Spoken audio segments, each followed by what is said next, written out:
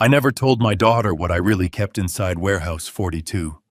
When she married a slick, fast-talking gold digger who thought he could outsmart a retired old man, I made sure he would never find the key. But while I was sitting comfortably at home nursing a glass of bourbon, my warehouse manager called me in a dead panic. "Sir, your son-in-law is here. He has bolt cutters and he brought 2 armed men." I did not panic. I had been waiting for this exact moment. And what I did next brought his entire fake world crashing down. If you are connecting with my story, please hit the like button and subscribe to the channel so you do not miss my upcoming life stories.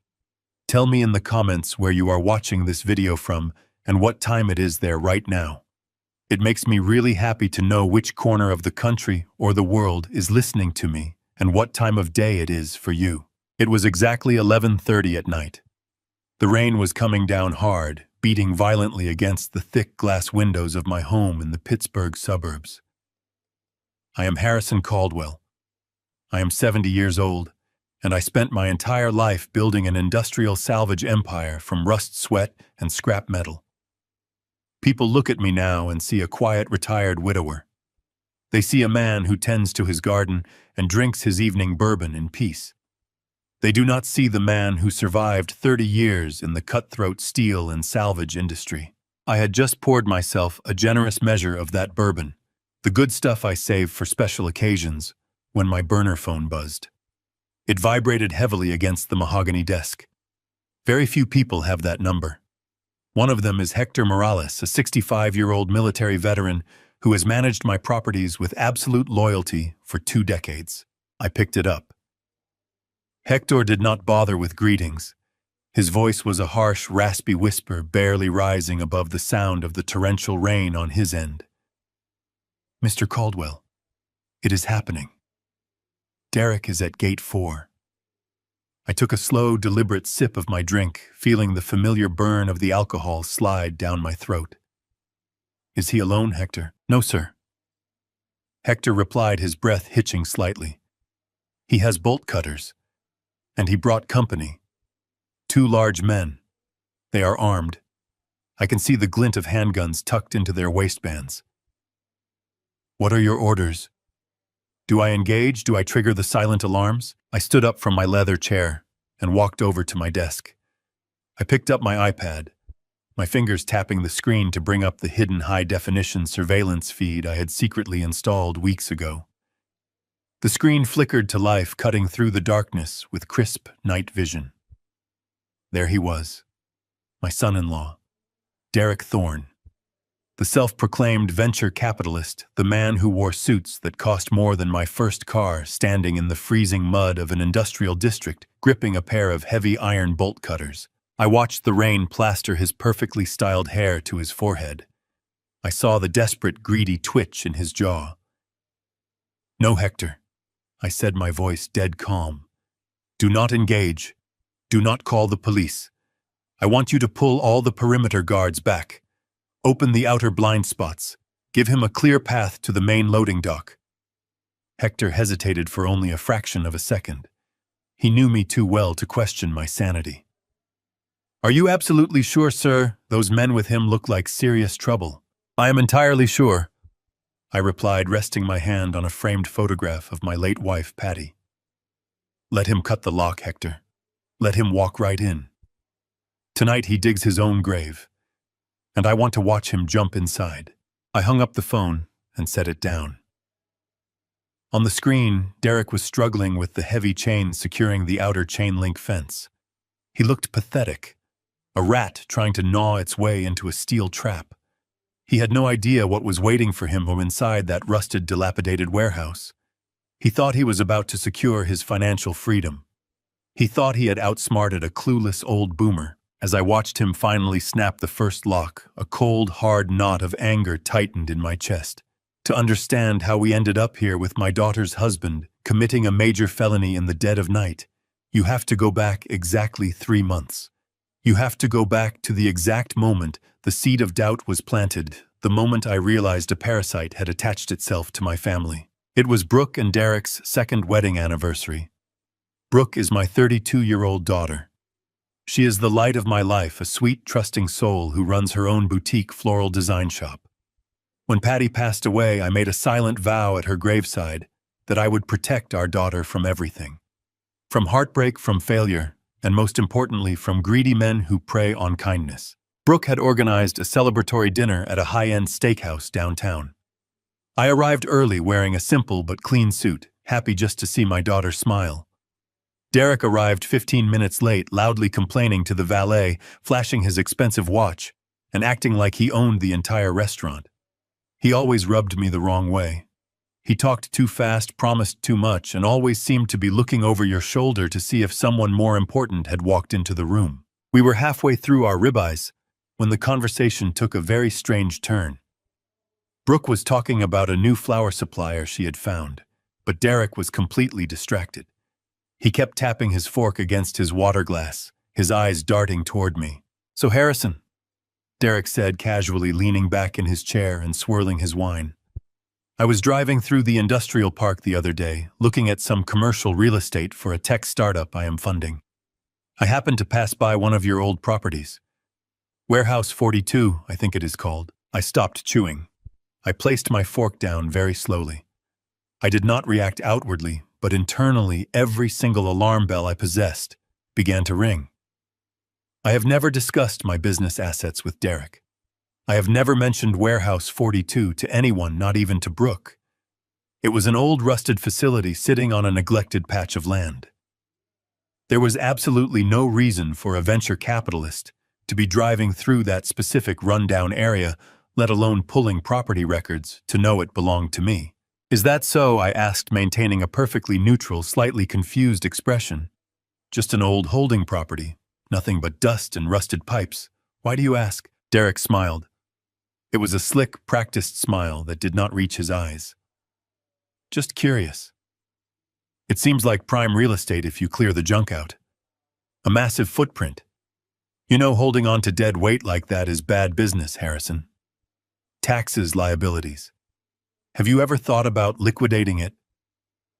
I have some developers who would pay top dollar just for the land." I looked at my daughter. Brooke was blissfully unaware of the tension, sipping her champagne and smiling at her husband. She thought he was just being helpful. She thought he was the successful, wealthy investor he claimed to be. But my gut, the instinct honed by decades of dealing with scrap metal thieves, corrupt contractors, and greedy businessmen, told me otherwise. Why would a man who supposedly manages tens of millions in venture capital care about an abandoned warehouse in the Rust Belt? Why was he digging into my private holdings, and why, despite his expensive suits, did his eyes look so desperately hungry? I picked up my napkin and wiped my mouth. I let a slow, harmless, grandfatherly smile spread across my face, the kind of smile that makes a predator think his prey is completely blind. "Well, Derek," I said, keeping my voice light and slightly raspy, "I am just a retired old man. Real estate markets and developer portfolios are a bit over my head these days. I just let it sit there. It is not hurting anyone." I saw a brief, sharp flash of satisfaction in Derek's eyes. He thought I was weak. He thought I was ignorant. He thought he had just found a gold mine guarded by a senile old fool. But as I sat there in the restaurant, matching his fake smile with my own, I knew one thing for certain. My daughter was married to a fraud. I did not know what his angle was yet, or how deep his lies went. But I was going to find out. I was going to tear his entire facade apart piece by piece until the ugly truth was exposed for Brooke to see. I paid the bill that night without batting an eye. When the waiter brought the leather folder, Derek did not even make the polite, customary gesture of reaching for his wallet. He simply leaned back, patted his stomach, and praised the quality of the Wagyu beef. I handed over my credit card, with a warm smile playing the role of the generous, satisfied father perfectly. But beneath the table, my hands were clenched into tight fists. My knuckles, permanently scarred from decades of pulling jagged steel apart, throbbed with a dull ache. The ride home was quiet. The rain had stopped, leaving the streets of Pittsburgh slick and reflective under the amber glow of the streetlights. Driving my old reliable truck through the city, my mind drifted back to the early days. It is funny how people like Derek look at me now. They see an old man in a flannel shirt and assume my life was as simple as my wardrobe. They have no idea what it took to build a salvage empire from absolute zero. When Patty and I first married, we had nothing but a rusted pickup truck and a mountain of debt. I spent 14 hours a day in the salvage yards. I breathed in the smell of burning copper, diesel fuel, and damp earth until it seeped into my very pores. I tore apart condemned factories, stripped copper wiring from abandoned mills, and hauled scrap iron until my back felt like it was breaking in two. I did it all for them. Patty would come down to the yard at 7 in the evening, carrying a thermos of black coffee and 2 sandwiches wrapped in foil. We would sit on the tailgate of that old truck covered in grime and talk about the future we were building for Brooke. I promised Patty on her deathbed that I would never let anyone take what we had built for our little girl. I intended to keep that promise. Men like Derek Thorne despise the dirt. They recoil at the smell of sweat and grease. Yet they are the first to show up with their manicured hands extended, desperate to claim the money that the dirt produced. He thought I was just an old fool hoarding useless industrial lots. He did not realize that in my line of work, you learn how to spot a piece of worthless scrap disguised as something shiny. I barely slept that night. I sat in my study, the only room in my house that still smells faintly of the old salvage days, and stared at the dark oak walls. Why did he ask about that specific warehouse? The holding company that owns it is buried under layers of legal protection. Someone would have to be actively hunting for my assets to trace that property back to me. The answer came knocking on my front door the very next morning at exactly 9 o'clock. I was in the kitchen brewing a pot of dark roast coffee when the doorbell chimed. When I opened the door, I found Derek standing on the porch. He was wearing a sharp, tailored navy suit, holding an expensive leather briefcase. Brooke was standing right beside him, holding his arm, looking up at him with a gaze so full of blind admiration it made my stomach turn. "Good morning, Harrison," Derek said, flashing that identical bright, empty smile from the restaurant. "I hope we are not interrupting your morning routine." I wiped my hands on a dish towel and ushered them inside. "Not at all," I said, keeping my voice gentle and welcoming. "I was just making coffee." "What brings you two out so early on a Saturday?" Brooke kissed my cheek. Derek was up half the night working, Dad, she said, her voice brimming with pride. "He wanted to show you something important." I led them into the living room and offered them a seat. Derek unzipped his briefcase with practiced efficiency. He pulled out a thick, glossy financial portfolio bound in a professional folder and slid it across the coffee table toward me. It looked like the kind of presentation you give to a board of directors, not your retired father-in-law on a Saturday morning. "Harrison, I know we briefly touched on this last night." Derek began, leaning forward, resting his elbows on his knees to appear earnest and sincere. "But I could not stop thinking about your portfolio. I did some deep diving into the county property records. I hope you do not mind. I just want to look out for the family." I picked up the folder. The first page showed an aerial map of the industrial district, with my property outlined in bright red ink. Next to it was a breakdown of estimated property taxes and maintenance liabilities. "You are bleeding money on a dead asset, Harrison." Derek continued, his voice dropping into a tone of faux concern. "That warehouse is sitting on prime commercial land, but the structure itself is a liability. You are paying commercial taxes on an empty shell. As a venture capitalist, it hurts me to see capital tied up like that. You are 70 years old. You should be enjoying your twilight years, not paying taxes on rusted metal." I flipped through those pages slowly, pretending to be overwhelmed by the numbers and the pie charts. He had done his homework, I will give him that. But his math was entirely based on public tax records. He had no idea what was actually going on behind those rusted doors. "I have developers in my network right now." Derek said, his eyes locking onto mine with an intensity that bordered on predatory. "They are looking for industrial footprints in that exact zip code. I can broker a private sale. I can get that dead weight off your hands by the end of the month, and put a massive liquid cash injection directly into your retirement account. You would not have to lift a finger. I will handle all the paperwork." I looked over at Brooke. She squeezed his hand, nodding eagerly. "Dad, you have to admit he is making total sense," she said softly. "You have worked so hard your entire life. You do not need the stress of managing abandoned properties. Derek is a financial genius. He knows exactly how to handle these corporate sales. Let him help you." The rage flared up inside me again, hot and sharp. My sweet, trusting daughter was sitting in my living room actively helping a parasite try to drain my assets. He had completely brainwashed her. He had convinced her that he was our financial savior, a wealthy expert gracing us with his brilliant business acumen. I wanted to grab him by the collar of his tailored suit and throw him out onto the street. I wanted to demand exactly how much debt he was hiding behind those expensive clothes. Instead, I forced my shoulders to drop. I let out a long, heavy sigh, acting exactly like the tired, confused old man he needed me to be. "Well, Derek," I said, tapping my calloused finger against his glossy report, "this is an awful lot to take in. I am just not used to moving this fast.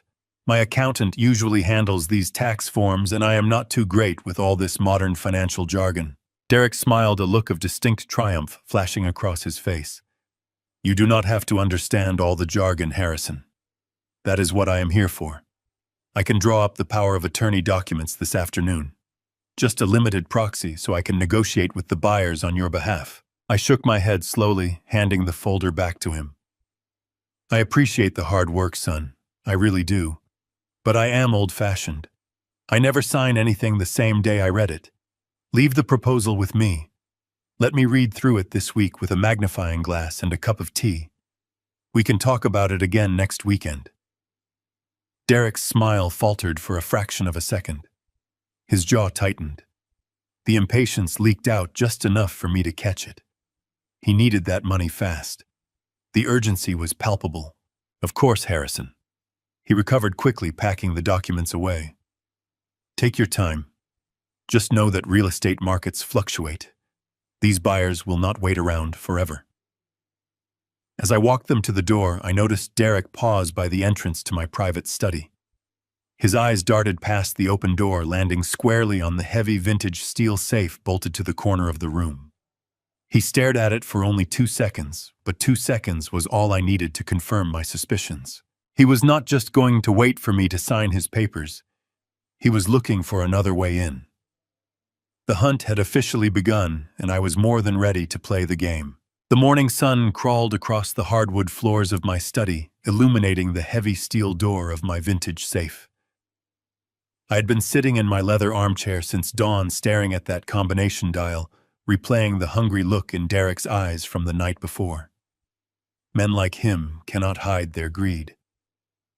I took a slow sip of my black coffee. The house was completely silent, exactly the way Patty and I used to enjoy our Sunday mornings. I was just about to head out to the garden to clear my head when the sharp chime of the front doorbell shattered the quiet. I glanced at the grandfather clock in the hallway. It was barely 8:30. Nobody drops by unannounced at this hour unless there is an emergency or they are selling something. I tightened my robe and walked to the foyer. Looking through the peephole, I saw my daughter Brooke and her husband standing on the porch. Derek looked like he had just stepped out of a financial magazine, wearing a crisp tailored suit despite it being a Sunday morning. He was clutching a thick, leather-bound portfolio tightly against his chest. Brooke looked tired, holding a cardboard tray of coffees, but she wore a strained smile. I unlocked the heavy door and pulled it open, pasting a look of pleasant surprise onto my face. "Brooke, sweetheart, what a surprise." I stepped aside to let them in. "You should have called. I would have put some breakfast together." "We brought pastries, Dad," Brooke said, kissing my cheek as she walked past me into the kitchen. "We know it is early, but Derek was up practically all night working on something for you. He was so excited he could not even wait for Monday." I turned to look at Derek. He stood in my foyer, radiating a false, energetic warmth. "Good morning, Harrison." he said, extending his hand. I am sorry for the ambush, but when an opportunity strikes, you have to grab it. I shook his soft manicured hand, feeling the stark contrast against my own calloused palms. I led him into the living room, gesturing toward the sofa. Derek sat down, placing his leather portfolio on the coffee table with a heavy thud. He unzipped it with practiced efficiency, pulling out a stack of high-gloss, professionally bound documents. He spread them out across the glass surface. I sat across from him, resting my hands on my knees, playing the part of the confused, aging father perfectly. Harrison, I know we briefly touched on this at dinner last night. Derek began, leaning forward to appear earnest and sincere. But I could not stop thinking about your holding properties. I did a deep dive into the county tax records. I hope you do not mind. I just want to look out for the family's future. I picked up the first folder.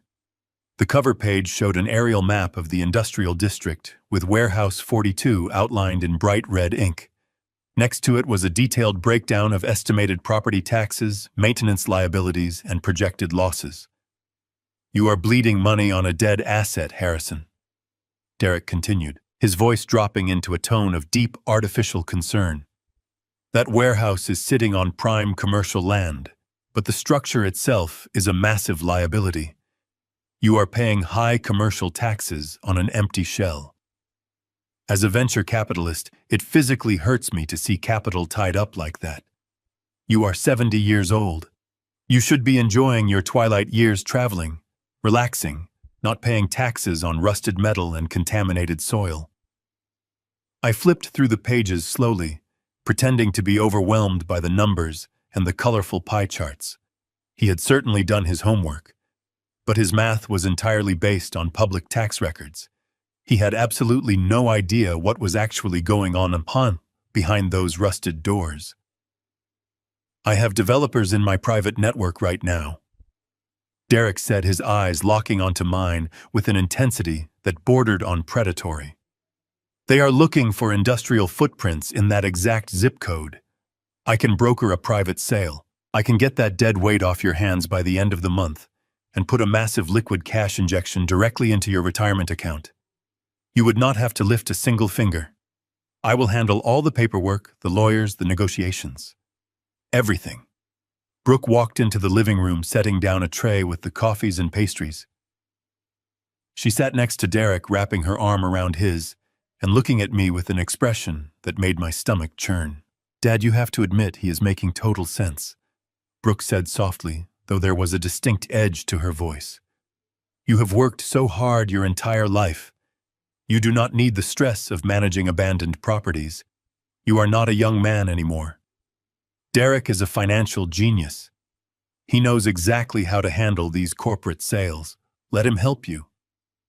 The passive-aggressive sting of her words hit me hard. She was looking at me like I was a relic, an old pack rat clinging to trash. You need to let go of the past, Dad. She continued, her tone patronizing. Those scrapyards, those dirty old warehouses, they belong to a different lifetime. You promised Mom you would take care of yourself. Let Derek handle this. It is what he does best. The rage flared up inside me again, hot and sharp. My sweet, trusting daughter was sitting in my living room, actively helping a parasite try to drain my assets. He had completely brainwashed her. He had convinced her that he was our financial savior, a wealthy expert gracing us with his brilliant business acumen. I wanted to grab him by the collar of his tailored suit and throw him out onto the street. I wanted to demand exactly how much debt he was hiding behind those expensive clothes, but I forced my shoulders to drop. I let out a long, heavy sigh, acting exactly like the tired, confused old man he needed me to be. Well, Derek, this is an awful lot to take in, I said, tapping my finger against his glossy report. I am just not used to moving this fast. My accountant usually handles these tax forms, and I am not too great with all this modern financial jargon. Derek smiled, a look of distinct triumph flashing across his face. You do not have to understand all the jargon, Harrison. That is what I am here for. I can draw up the limited proxy documents this afternoon. Just a signature so I can negotiate with the buyers on your behalf. I shook my head, slowly gathering the folders. I appreciate the hard work, son. I really do. But I never sign anything the same day I read it. Leave the proposal with me. Let me read through it. Derek's jaw tightened slightly, but he kept his fake smile plastered on. Of course, Harrison. Take your time. Just remember, these buyers will not wait forever. The market is moving fast. I understand. I watched through this front window as Derek guided Brooke down the porch steps. He placed a hand on the small of her back, a gesture that probably looked like loving devotion to anyone else. But to me it looked exactly like a handler steering his mark. They climbed into his leased sports car, a vehicle I now suspected he could not actually afford, and pulled out of the driveway. The sound of the engine faded down the quiet suburban street, leaving me alone with the heavy, stifling silence of the empty house. I stood there for a long time, feeling a cold, bitter wave of disrespect wash over me. It was not just the arrogance of his financial presentation, or the slick, practiced way he tried to manipulate me into signing away a property I had bled for. It was the sheer audacity of coming into my home, eating the pastries my daughter bought, and looking at me as if I were nothing more than a decaying obstacle standing between him and a payday. He looked at me the way a vulture looks at a dying animal. I walked slowly back into the living room and picked up the glossy financial portfolio he had left on the coffee table.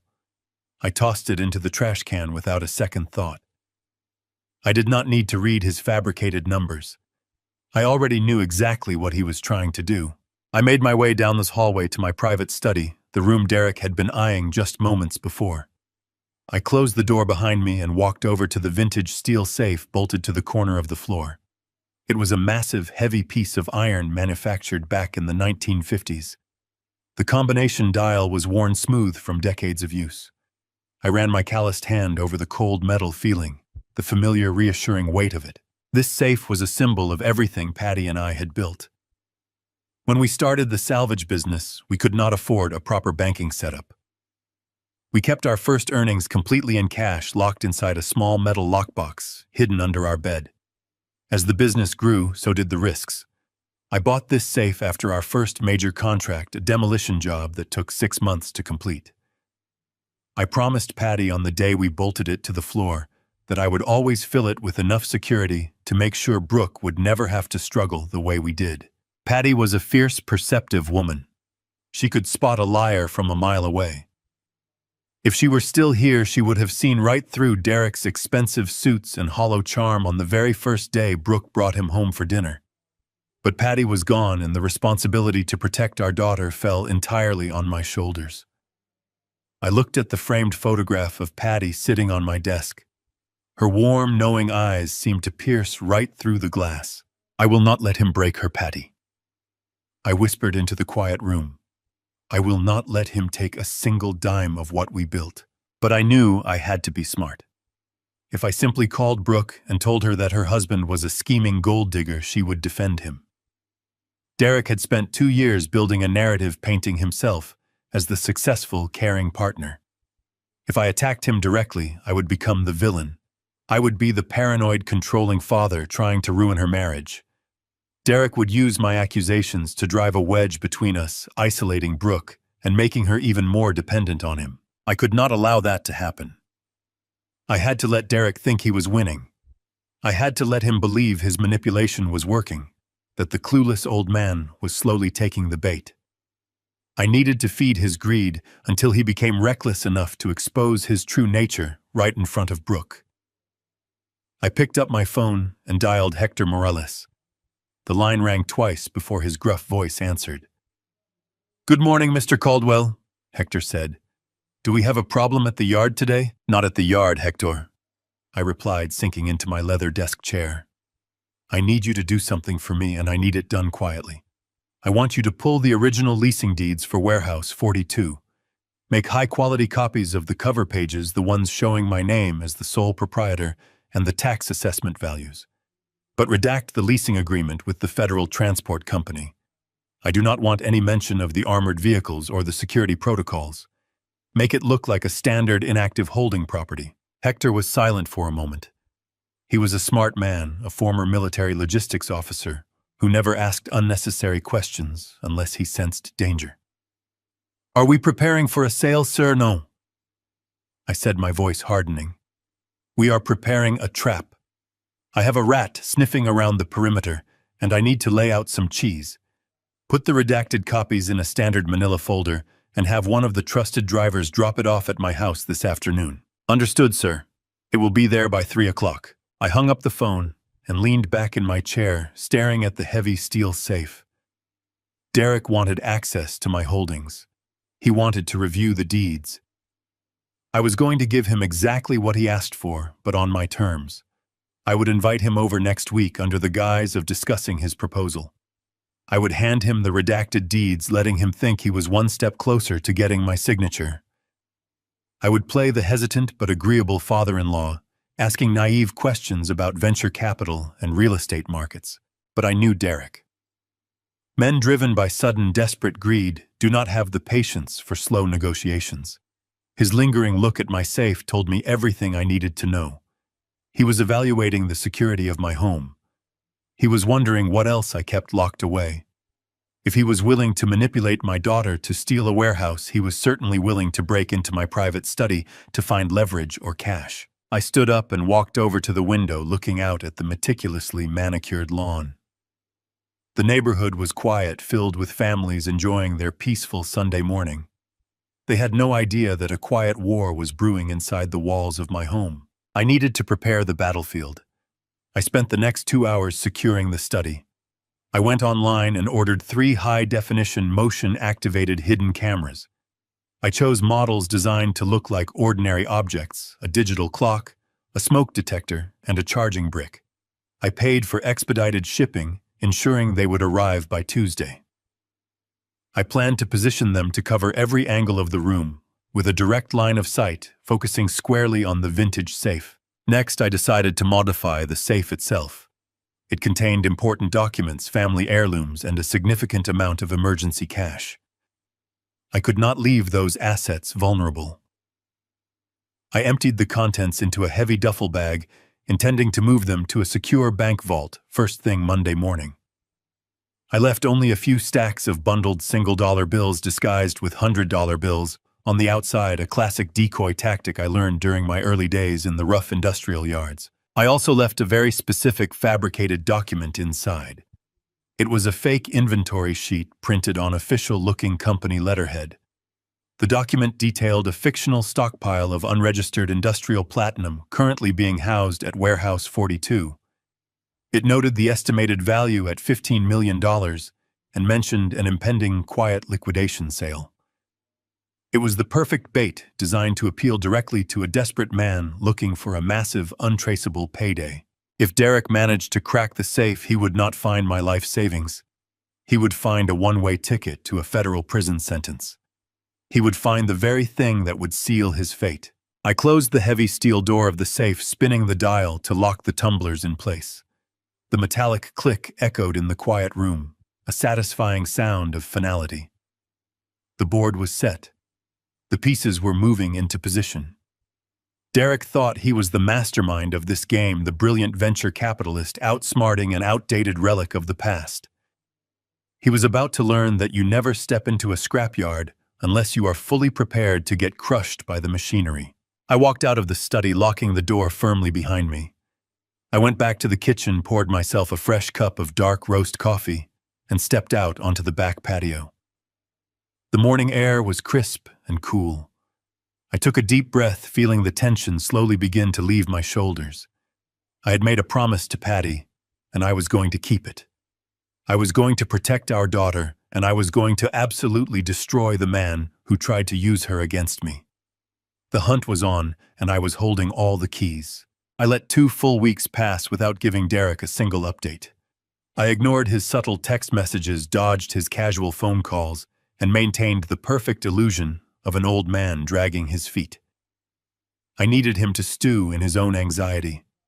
I needed the pressure on his end to build until it cracked his polished exterior. That crack finally appeared on a crisp Tuesday morning right in front of my daughter's flower shop. Brooke owned a beautiful little boutique in the historic district. She had poured her heart, her soul, and every ounce of her savings into that place. It always smelled of fresh eucalyptus, damp potting soil, and blooming lilies. I decided to drop by unannounced, bringing her favorite cinnamon scones from the bakery down the street. I parked my truck a block away and walked toward her storefront, enjoying the brisk morning air. But as I rounded the corner, the picturesque scene of her charming boutique was shattered by the harsh, grinding sound of heavy diesel machinery. A massive battered tow truck was backed aggressively into the loading zone right behind Brooke's shop. The hydraulic lift was already engaged, whining loudly as it hoisted the front tires of Brooke's custom-painted floral delivery van off the pavement. I quickened my pace, my heart giving a hard thump. Through the large glass windows of the boutique, I saw Brooke. She was standing on the sidewalk, wrapping her cardigan tightly around herself, her shoulders shaking. She was crying. A burly man in a high-visibility vest was standing next to the tow truck, holding a clipboard and looking completely unimpressed by her tears. I rushed forward, dropping the bakery box onto a nearby wrought iron bench. "Brooke, sweetheart, what is going on here?" I asked, wrapping a protective arm around her trembling shoulders. She looked up at me, her mascara slightly smudged beneath her eyes. "Dad, I do not understand." She sobbed, her voice cracking. "He says he is repossessing the van. He says we have missed 3 consecutive lease payments, but that is impossible. Derek handles all the business accounts. He set up the auto pay for the commercial vehicles months ago. There has to be some kind of terrible mistake." I turned my gaze to the man with the clipboard. He had the tired, cynical look of a guy who dealt with people's worst days for a living. I approached him, keeping my tone level but firm. "Excuse me, friend. I think there might be a clerical error here. My daughter owns this business. We can clear this up right now." The repo man did not even blink. "Look, buddy, I just get the work orders," he said, tapping his pen against the metal clip. "The leasing company issued the recovery order yesterday afternoon. 3 months delinquent. No response to the warning letters. The grace period is over. I am just here to collect the asset. You want to argue the numbers, call the bank." I reached into my breast pocket for my checkbook. I was fully prepared to write a check right there on the hood of his truck to stop my daughter from crying. But before my hand even unbuttoned my coat, the screech of tires echoed down the street. Derek's leased sports car swerved into the loading zone, mounting the curb aggressively before slamming to a halt. He threw his door open and sprinted toward us. He did not look like the confident, arrogant venture capitalist who had sat in my living room 2 weeks ago. He looked like a man running for his life. His normally immaculate hair was disheveled, plastered to his forehead with a sheen of cold sweat. His tie was loosened, his collar unbuttoned, and his eyes were wild with a frantic, desperate energy. "Hey, stop right there. Drop that vehicle immediately," Derek shouted, waving his arms as he marched up to the repo man. "What the hell do you think you are doing? This is a massive banking error. You are stealing private property." The tow truck driver crossed his arms over his chest. "Save the performance, pal. The account is empty." The payments bounced. "I am hooking the rear axle and pulling out of here in 2 minutes." Derek pulled a sleek smartphone from his pocket, his hands shaking so violently he almost dropped it onto the concrete. He was dialing numbers with frantic, jerky motions.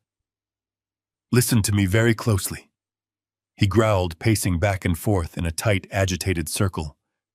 "My wealth management firm handles millions of dollars in liquid assets. My private bank flagged the auto draft as a fraudulent transaction because of a security update. It is a protective hold on the commercial account. That is all. I am transferring the funds from my personal portfolio right now." He shoved the phone against his ear, his jaw clamped so tight the muscles twitched. I watched him closely, letting my protective father persona mask the cold, calculating observation happening behind my eyes. I watched the heavy bead of sweat trace down the side of his neck. I watched the erratic, trembling rhythm of his hands. I saw the way his expensive leather shoes shifted restlessly against the pavement. Brooke stepped forward, reaching out to touch his arm. Derek, what is happening? Why would the bank freeze the account for 3 months without telling us? Derek flinched away from her touch, just for a fraction of a second, but I caught it. It was the physical reaction of a cornered animal. Do not worry about it, Brooke. He snapped, his voice much sharper than the gentle tone he usually reserved for her. I told you it is a technical glitch. The wire transfers got crossed between the offshore holding and the domestic branch. I am fixing it. Just let me work. He spent the next 10 minutes arguing furiously with someone on the phone. He paced down the alleyway, his voice hushed but frantic, making wild pleading gestures with his free hand. Finally, he marched back to the repo man, shoving the phone into the driver's face. The driver listened for a moment, let out a loud, heavy sigh, and handed the phone back. Fine, he muttered, looking at Derek with absolute disgust. The agency just confirmed a manual wire transfer. You bought yourself 30 days, buddy. But if that wire bounces back, I am coming straight to your driveway next time. With a loud hiss of releasing pressure, the hydraulic lift lowered Brooke's delivery van back onto the pavement. The tow truck detached its heavy steel hooks and rattled away down the street, leaving a thick cloud of diesel exhaust in its wake. Brooke let out a massive breath, leaning against the side of her van. Oh my God, she whispered, rubbing her temples. That was terrifying. Derek, are you sure everything is okay with the business account? Derek forced a laugh, running a trembling hand through his ruined hair. He pulled Brooke into a tight hug, kissing the top of her head. Everything is perfectly fine, babe. I promise. Just a stupid clerical error at the bank. You know how these massive institutions operate. The algorithms flag a large transfer, and suddenly everything freezes. I will have my assistant yell at our account manager this afternoon. Brooke smiled, leaning into his chest, entirely comforted by his words. But as Derek looked over her shoulder, his eyes met mine. For one brief, unguarded second, the mask slipped completely. I did not see a wealthy investor looking back at me. I saw pure, unadulterated terror. He quickly plastered his fake, arrogant smile back onto his face and clapped his hands together. Well, crisis averted, he declared, his voice pitching an octave too high. Harrison, good to see you. Sorry for the morning drama. Just the trials and tribulations of high-level corporate banking, right? Right, I replied smoothly, picking up the bakery box from the bench and handing it to Brooke. High-level corporate banking. I hugged my daughter, kissed her cheek, and told her I would call her later. I walked back to my truck, unlocked the door, and slid into the driver's seat. I did not start the engine immediately. I just sat there, gripping the steering wheel, staring at my reflection in the rearview mirror. Millionaire venture capitalists do not get their wives' delivery vans repossessed over a technical glitch. Men who manage vast portfolios of liquid assets do not shake uncontrollably while trying to wire a few $100s to a collections agency. They do not pace like desperate addicts in a back alley. They do not look at a tow truck driver with absolute pants-wetting terror as if their life is on the line. Derek Thorne was not experiencing a banking error. He was drowning. He was suffocating under a mountain of debt, scrambling to plug holes in a sinking ship. He had drained Brooke's commercial accounts dry, leaving her completely exposed, completely vulnerable, and totally unaware of the financial ruin creeping up on her. My gut feeling had evolved from a simple suspicion into a hard, undeniable fact. My son-in-law was a desperate, dangerous fraud, and he was currently bleeding my daughter's business to death to keep himself afloat. He needed a massive infusion of cash to save his own skin, which explained exactly why he was suddenly so interested in liquidating my industrial warehouse. He was hunting for a lifeline, and I was going to hand him an anvil. That Friday afternoon, the doorbell rang. I opened it to find Brooke on my porch with an overnight bag, looking exhausted. Derek stood behind her, gripping a duffel, wearing a strained smile. They claimed a plumbing issue flooded their master bathroom and ruined the carpets in their townhouse. The property management company, Derek explained, needed the weekend to run industrial dehumidifiers. It sounded like a reasonable inconvenience, but I knew better. Millionaires do not pack their bags and flee to their father-in-law's guest room over a burst pipe. They check into a hotel downtown and let their insurance foot the bill. I smiled warmly, stepping aside, offering them the guest suite. I knew exactly why they were here. The plumbing issue was a fabricated excuse. Derek was running out of time. His creditors were circling, the repossession agency was breathing down his neck, and he needed unfettered access to my home. Having him sleep under my roof felt like inviting a venomous snake into my bed, but I played the gracious host. I cooked dinner, poured him a glass of scotch, and listened to him boast about phantom investment portfolios. Brooke leaned against his shoulder, blind to the frantic desperation radiating from him. By 10 o'clock, they excused themselves to bed. I waited until I heard the heavy oak door of the guest suite click shut. Then I retreated to my bedroom, leaving the door open just a crack. I did not sleep. I lay on top of my covers in the dark, fully clothed, listening to the ambient sounds of the house I had lived in for 3 decades. When you spend your life guarding scrapyards filled with valuable copper, you become a very light sleeper. You learn to differentiate between the harmless settling of a foundation and the deliberate footfalls of a trespasser. The house was silent for hours. The grandfather clock in the foyer chimed midnight, then 1 o'clock. The neighborhood was dead to the world. And then at exactly 14 minutes past 2 in the morning, I heard it. It was a subtle, muffled groan of wood. The 4th floorboard in the upstairs hallway right outside the guest suite has a distinct squeak if you step squarely on its center. I swung my legs over the edge of the mattress and stood up my bare feet, silent against the carpet. I did not turn on any lights. I moved through the shadows of my home with the practiced ease of a man who knows every angle of his territory. I crept down the stairs, my breathing slow and measured. The downstairs hallway was bathed in the pale glow of the moonlight, filtering through the high windows. I stopped at the bottom of the staircase, pressing my back against the cool plaster of the wall. Someone was moving around in my private study. The heavy mahogany door to the study was pushed open just a fraction of an inch. A thin beam of pale light sliced through the narrow gap, dancing across the hallway floor. I edged closer, leaning my head forward to peer through the crack. Derek was inside. He was dressed in dark sweatpants and a black t-shirt, holding a small penlight between his teeth. He was kneeling in front of my heavy fireproof filing cabinet, the one positioned directly beneath the framed photograph of Patty. He had bypassed the vintage steel safe in the corner. He must have realized during his first visit that he lacked the tools to crack a mechanical combination lock.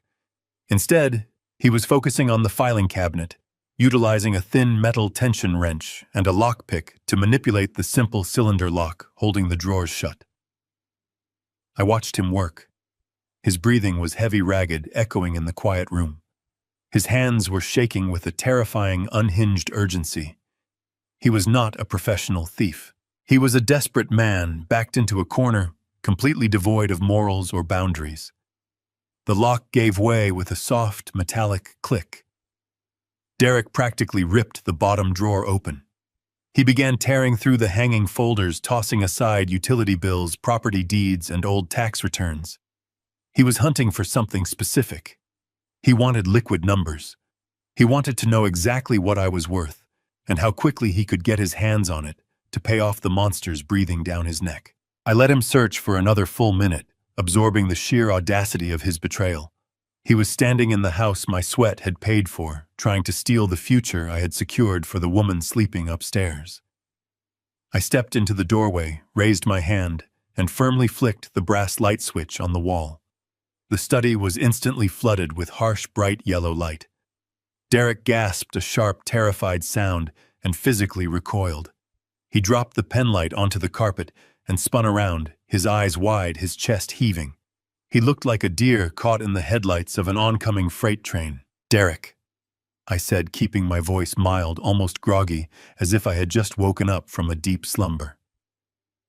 "What on earth are you doing down here in the dark? Is everything all right with the guest room?" For 3 agonizing seconds, he stared at me, his mind clearly scrambling to process the situation and invent a plausible lie. Then the slick, manipulative con artist took over. He let out a breathless, forced chuckle and ran a hand through his hair, leaning casually against the filing cabinet to block my view of the open drawer behind his legs. Harrison. He exhaled, placing a hand over his heart in a gesture of exaggerated relief. You scared the living daylights out of me. I am so sorry for sneaking around. I woke up with terrible heartburn. That spicy brisket we had for dinner really did a number on my stomach. I did not want to wake Brooke, so I came downstairs looking for the kitchen. I must have gotten turned around in the dark and wandered into your office. I was just trying to find a light switch. I smiled a gentle, accommodating smile that masked the absolute disgust boiling in my veins. Of course, son. I said, my tone dripping with fake sympathy. The kitchen is down the hall to the left. I keep a bottle of antacids in the pantry above the sink. Let me go grab them for you. I turned and walked to the kitchen, leaving him alone for just a few seconds. When I returned and handed him the chalky tablets, he thanked me profusely, wishing me a good night, before hurrying back upstairs. I waited until his footsteps faded completely. Then I walked back into my study. He had closed the cabinet drawer, but in his blind panic, he made a careless mistake.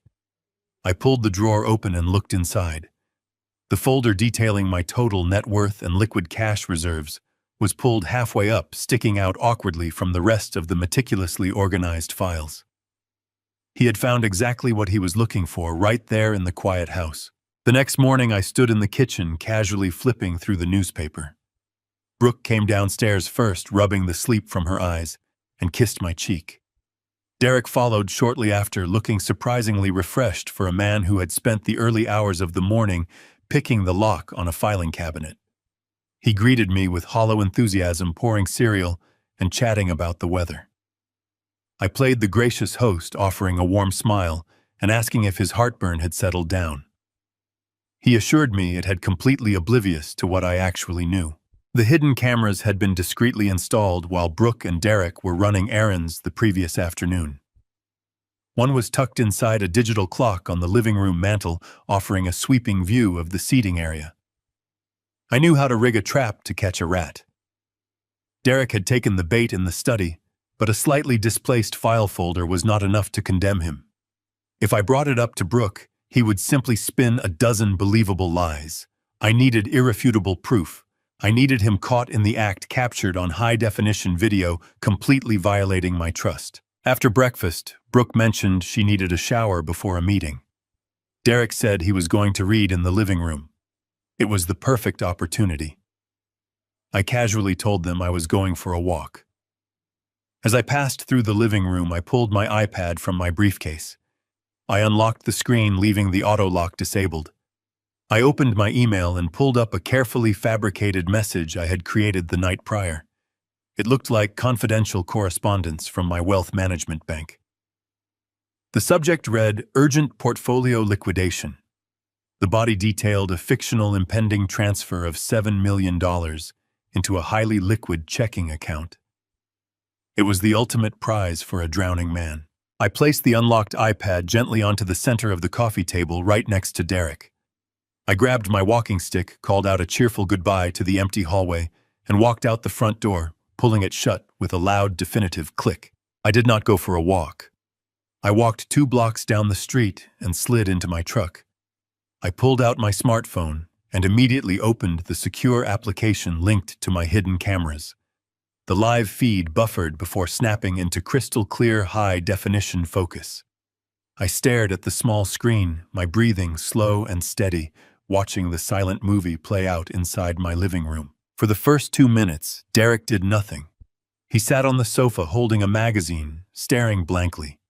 He was listening. He was waiting to ensure Brooke was upstairs, and I was genuinely gone. The faint sound of the running shower provided the all-clear signal. He lowered the magazine. His head snapped toward the coffee table, his eyes locking onto the glowing screen of my iPad. He stared at it as if it were a pile of gold bullion. The internal debate lasted only a matter of seconds. The sheer intoxicating lure of the fabricated email was simply too strong for him to resist. He leaned forward, casting a quick, paranoid glance over his shoulder toward the staircase. Seeing nothing but empty space, he reached out and snatched the iPad right off the glass table. The camera feed captured his face with agonizing clarity. The polished mask of the successful venture capitalist vanished, replaced by the feral, hungry expression of a scavenger. His eyes darted across the screen, reading the fake email. I watched his jaw drop slightly. He practically vibrated with adrenaline. $7 million in liquid cash ready to be transferred. It was the exact lifeline he had been desperately hunting for. Derek did not just read the email. He immediately pulled his own sleek smartphone from his pocket. His hands were shaking so violently, he had to rest his elbows on his knees to steady the camera lens. He began snapping pictures of the iPad screen, capturing the fake account numbers, the routing details, and the contact information for the fictional bank manager. The dam had broken, and his greed was in complete control. I watched in cold disgust as he closed the email application and began frantically swiping through my private device. He opened my digital banking apps, my investment portfolios, and my personal text messages. He was searching for passwords, security questions, anything he could use to drain my assets dry. He photographed every single screen. He was moving with a terrifying, unhinged speed, his thumbs flying across the glass. This was no longer a misunderstanding. This was not a banking error, and it was certainly not a concerned son-in-law trying to protect his family. The plausible lie was utterly dead. I was watching a calculated predatory invasion of privacy. I was watching a thief meticulously planning the destruction of my life's work. My hands tightened around the steering wheel until the leather creaked. I felt a deep sorrow for Brooke. She was upstairs washing her hair, completely oblivious to the fact that the man she loved was actively trying to rob her father blind. Derek thought he had hit the ultimate jackpot. He thought he had stumbled upon the key to solving his massive financial failures. He had no idea that every frantic swipe was being recorded and stored on a secure cloud server, building an impenetrable wall of evidence against him. After 5 minutes of frantic digital pillaging, the sound of the upstairs shower must have shut off. Derek froze. His head snapped up. He hastily closed all the applications on the iPad, returning it to the exact screen and position where I had left it. He dropped his phone back into his pocket, picked up his magazine, and leaned back against the sofa cushions, crossing his legs in a picture of relaxed leisure. He wiped a bead of nervous sweat from his brow, his eyes darting one last time toward the stairs, just to be absolutely certain he was safe. He took a deep breath, smoothing his hair and adjusting his collar instantly, transforming back into the perfect, supportive husband. I closed the application on my phone, plunging the screen into darkness. The silence inside my truck was absolute. I sat there for a few moments, letting the cold reality settle deep into my bones. The hunt was over. The trap had sprung and the rat was caught. I would not let him take away the life that Patty and I had built. This was my domain, and he had made a fatal miscalculation today. I now possessed the exact leverage I needed to completely destroy Derek Thorne and sever his parasitic hold on my daughter. I took a deep, steady breath, pushed open the heavy door, and began the short walk back to my house. The deception was finished, and the time for patience had passed. I was ready to tear down his illusion and show Brooke the truth. The morning after I watched my son-in-law try to steal my digital identity, I told Brooke and Derek I was going to the store. Instead, I drove my truck to a faded diner. I slid into a corner booth. 10 minutes later, Thomas pulled into the parking lot. He was a private investigator I had retained decades ago. He was a quiet man who possessed a talent for finding the dirt people buried deep underground. He slid into the booth across from me, placing a thick manila folder on the scratched Formica table. He did not bother with pleasantries. He just ordered a black coffee and looked at me with grim, tired eyes. "You were right to trust your gut on this one, Harrison," Thomas said. "I dug into Derek Thorne and his wealth management firm. The entire operation is a facade constructed of smoke and mirrors." I kept my hands resting flat on the table.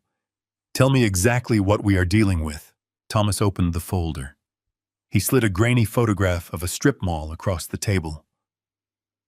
Thorn Venture Capital does not exist. It is a rented post office box inside a shipping center. There is no corporate office.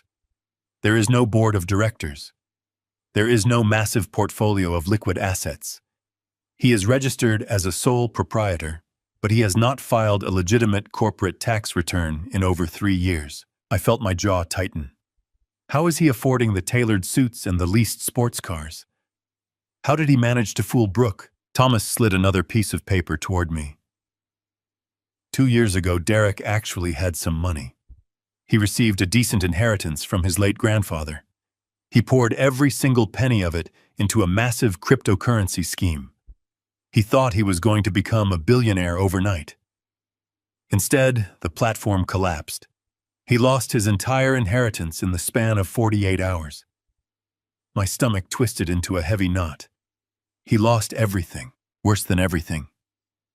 Thomas corrected, leaning forward. When he lost his inheritance, he tried to chase his losses. He started borrowing money to buy back into the market, hoping for a miraculous rebound. When the legitimate banks cut him off, he went to the shadow lenders. He currently owes just over $2 million to a very dangerous loan shark syndicate operating out of Chicago. I stared at the red numbers. The puzzle pieces slammed into place with sickening clarity. The desperate pacing in the alleyway. The sheer terror in his eyes when the tow truck driver threatened to return. The frantic attempt to break into my filing cabinet, and the joy on his face when he saw the fake email detailing a $7 million transfer.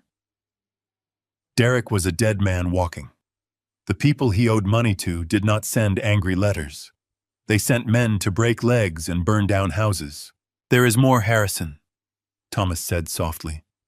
"And this is the part that is going to make you want to kill him." Thomas pulled a final stack of papers from the folder. They were detailed transaction logs. I recognized the account name immediately. It was the commercial business account for Brooke's Floral Boutique. "I pulled the financial records for your daughter's shop." Thomas explained, his tone heavy with sympathy. When they got married, Derek convinced Brooke to let him handle the accounting. He told her it would take the stress off her shoulders. But he has not been managing her accounts. He has been systematically draining them. I picked up the papers, my hands trembling slightly. Every week for the past 8 months, Derek had been siphoning thousands of dollars out of Brooke's business account. He was routing the money through a maze of shell companies, desperately trying to scrape together enough cash to make the minimum monthly interest payments on his $2 million syndicate debt. He stopped paying her commercial leases 3 months ago. Thomas continued.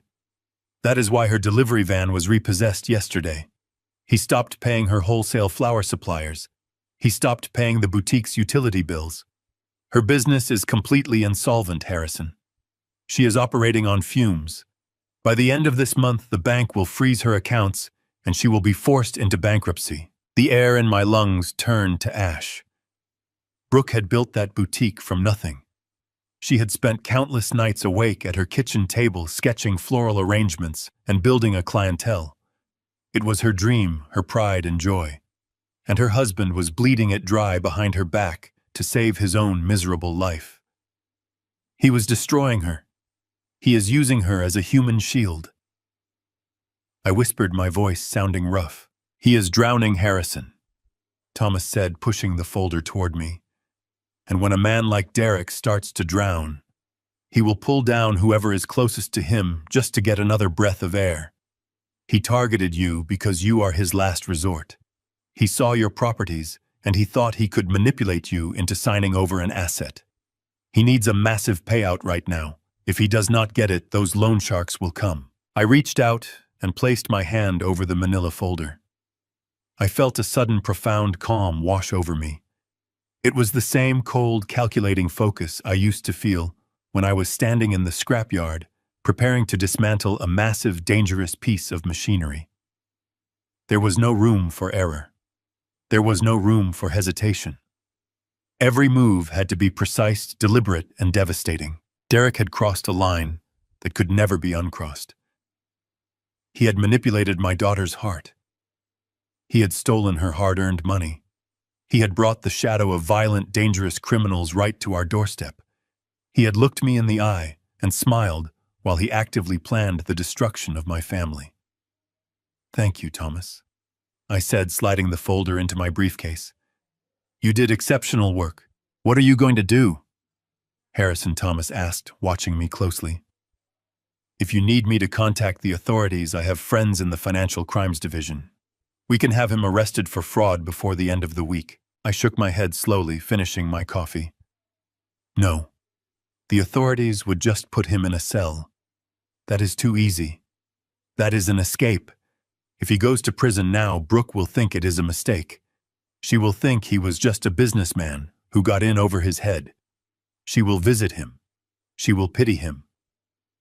I need her to see exactly who he is.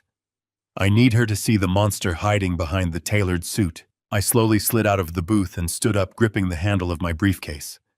I walked out of the diner and back to my old truck. I placed the folder on the empty passenger seat right next to the iPad that contained the video of Derek trying to rob me blind. The hunt was officially over. It was finally time for the execution. I pulled out of the diner parking lot and merged onto the interstate, heading straight for the busy downtown business district. The short drive took less than 20 minutes, but my mind frantically raced through 1,000 different scenarios. The manila folder and the silver iPad sat on my passenger seat like unexploded ordnance. I parked my old truck in the underground garage of a sleek glass high-rise and took the private elevator up to the 14th floor. Mitchell Gallagher had been my corporate attorney and trusted confidant for over 25 years. He was the man who navigated the complex legal waters when Patty and I first expanded our salvage operation into a multi-million-dollar enterprise. Mitchell was a shark in a tailored suit, a man who believed in the absolute power of an ironclad contract. His secretary ushered me immediately into his spacious corner office. Mitchell stood up from behind his massive oak desk, a warm smile crinkling the corners of his eyes, but his expression sobered the moment he saw my face. He knew me too well. He knew the difference between a social visit and a man preparing for war. "Sit down, Harrison," Mitchell said, gesturing to the heavy leather chairs opposite his desk. "You look like you are about to tear a building apart with your bare hands. What is going on?" I did not waste time with pleasantries. I opened my briefcase, took out the thick manila folder Thomas had given me, and placed it squarely on his pristine desk. Then I set the iPad right next to it, pulling up the hidden camera footage from my living room. "I want you to review these financial logs, Mitchell. And then I want you to watch this video," I said, my voice eerily calm. "Take your time. I will wait right here." Mitchell frowned, picking up the heavy folder. He adjusted his silver-rimmed glasses and began to read. For the first few minutes, the only sound in the office was the steady ticking of his antique wall clock and the crisp rustle of turning pages. I watched his professional composure slowly crack. His jaw tightened. His eyes narrowed in sheer disbelief. When he reached the transaction logs detailing the systematic draining of Brooke's business account, he let out a low, harsh breath. He set the papers down and pressed play on the iPad screen. He watched the high-definition footage of my son-in-law, frantically photographing my fabricated banking details, swiping through my personal data like a desperate, starving scavenger. When the video ended, Mitchell pushed the tablet away as if it were contaminated. He took off his glasses and rubbed the bridge of his nose, looking at me with an expression of profound, chilling gravity. "Harrison, this is absolutely catastrophic," Mitchell said, his voice dropping into a hushed, urgent register. "This man is not just a fraud. He is actively committing grand larceny against your daughter. He is attempting to breach your secure financial networks. And if what these investigative reports say about his $2 million debt to the Chicago syndicate is true, he is bringing incredibly dangerous, violent criminals directly into your family's orbit. We cannot wait a single second on this." Mitchell reached for his desk phone, his fingers hovering over the keypad. "I am calling the Financial Crimes Division right now. I have a contact at the Federal Bureau who handles syndicate-related extortion and fraud. We hand over this folder, we hand over the video, and they will have Derek in handcuffs before dinner. We can freeze his assets, secure Brooke's remaining business capital, and get a protective order in place by tomorrow morning. Put the phone down, Mitchell, I said, my voice slicing through the quiet room like a razor. Mitchell froze, staring at me in sheer, unadulterated disbelief. Harrison, did you not hear a word I just said? The man owes $2 million to literal loan sharks. He is bleeding Brooke completely dry. If he realizes the bank transfer he photographed on your tablet is a fake, he will panic. Desperate men do desperate, violent things. We have to bring the police into this immediately. I leaned forward, resting my forearms on his desk, locking my eyes with his. If we call the police right now, we lose everything, I stated, measuring every single syllable to ensure he understood the gravity of my choice. Mitchell looked utterly exasperated. How do you figure that? You have the evidence. You have him dead to rights. I have legal evidence, I replied, keeping my emotions tightly leashed. I do not have emotional evidence. You are a lawyer, Mitchell. You look at this entire situation through the rigid lens of a courtroom. I am looking at this through the eyes of a father. You know my daughter. You know how fiercely loyal she is. Derek has spent 2 entire years grooming her, isolating her, and convincing her that he is the perfect, devoted husband. He has completely manipulated her reality. I paused, letting the immense weight of my words settle heavily into the quiet room. If the police kick down their front door tonight and drag him away in handcuffs, what do you honestly think he is going to do? He is a masterful liar. He will spin a story so fast, it will make your head spin. He will tell Brooke that I set him up because I never liked him. He will claim the iPad incident was just him trying to help me manage my complex accounts, and the missing money from her shop was a temporary investment strategy that accidentally went wrong. He will play the absolute victim. He will cry, he will beg, and he will convince her that her paranoid, controlling father framed him simply to ruin their marriage. Mitchell slowly lowered his hand from the black phone receiver. He leaned back in his heavy leather chair, his expression softening as the harsh reality of the psychological dynamic finally sank in. She would absolutely defend him, Mitchell murmured, shaking his head. She would defend him to her last breath. I confirmed, feeling a dull ache in my chest. She would pool whatever money she has left to hire him a costly defense attorney. She would turn her back on me, and he would use her blind loyalty to drag this out in the courts for years. He would drain her dry while fighting the charges, and I would lose my daughter forever. I cannot afford a partial victory. I promised Patty I would protect our girl, and throwing Derek in a cell while he still holds her heart is not protection. It is an absolute disaster. So what is your play? Harrison Mitchell asked, lacing his fingers together over his desk. I am going to build an inescapable trap, I said, my tone hardening. I am going to hand him the rope, and I am going to build the gallows right in my living room. Brooke needs to see his monstrosity with her own eyes. She needs to watch the mask fall off completely, leaving him exposed without room for manipulation. I left Mitchell Gallagher sitting silently behind his massive oak desk, still staring at the frozen iPad screen as if it were a highly venomous snake. The drive to the industrial zone felt like crossing into another world, thick with the smell of diesel exhaust and burning copper. This was the empire built on rust and sweat that Derek Thorne thought he could steal. I pulled my truck through the heavy chain-link gates of the primary salvage yard. The hydraulic crushers were deafening.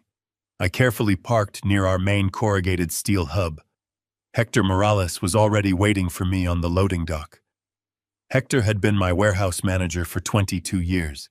He ran the operation with military precision. He did not ask questions as I led him inside the dusty back office. "Close the door, Hector," I said, tossing my briefcase onto the battered metal desk. "And turn off the main radio. I need absolute silence for this." Hector clicked the deadbolt into place. "Whatever you need, Mr. Caldwell. We are ready." I sat down in the creaky office chair and pulled out a stack of blank official company letterheads. The paper was thick, watermarked with the original logo Patty had proudly designed 30 years ago. "I need us to manufacture a lie, Hector," I said.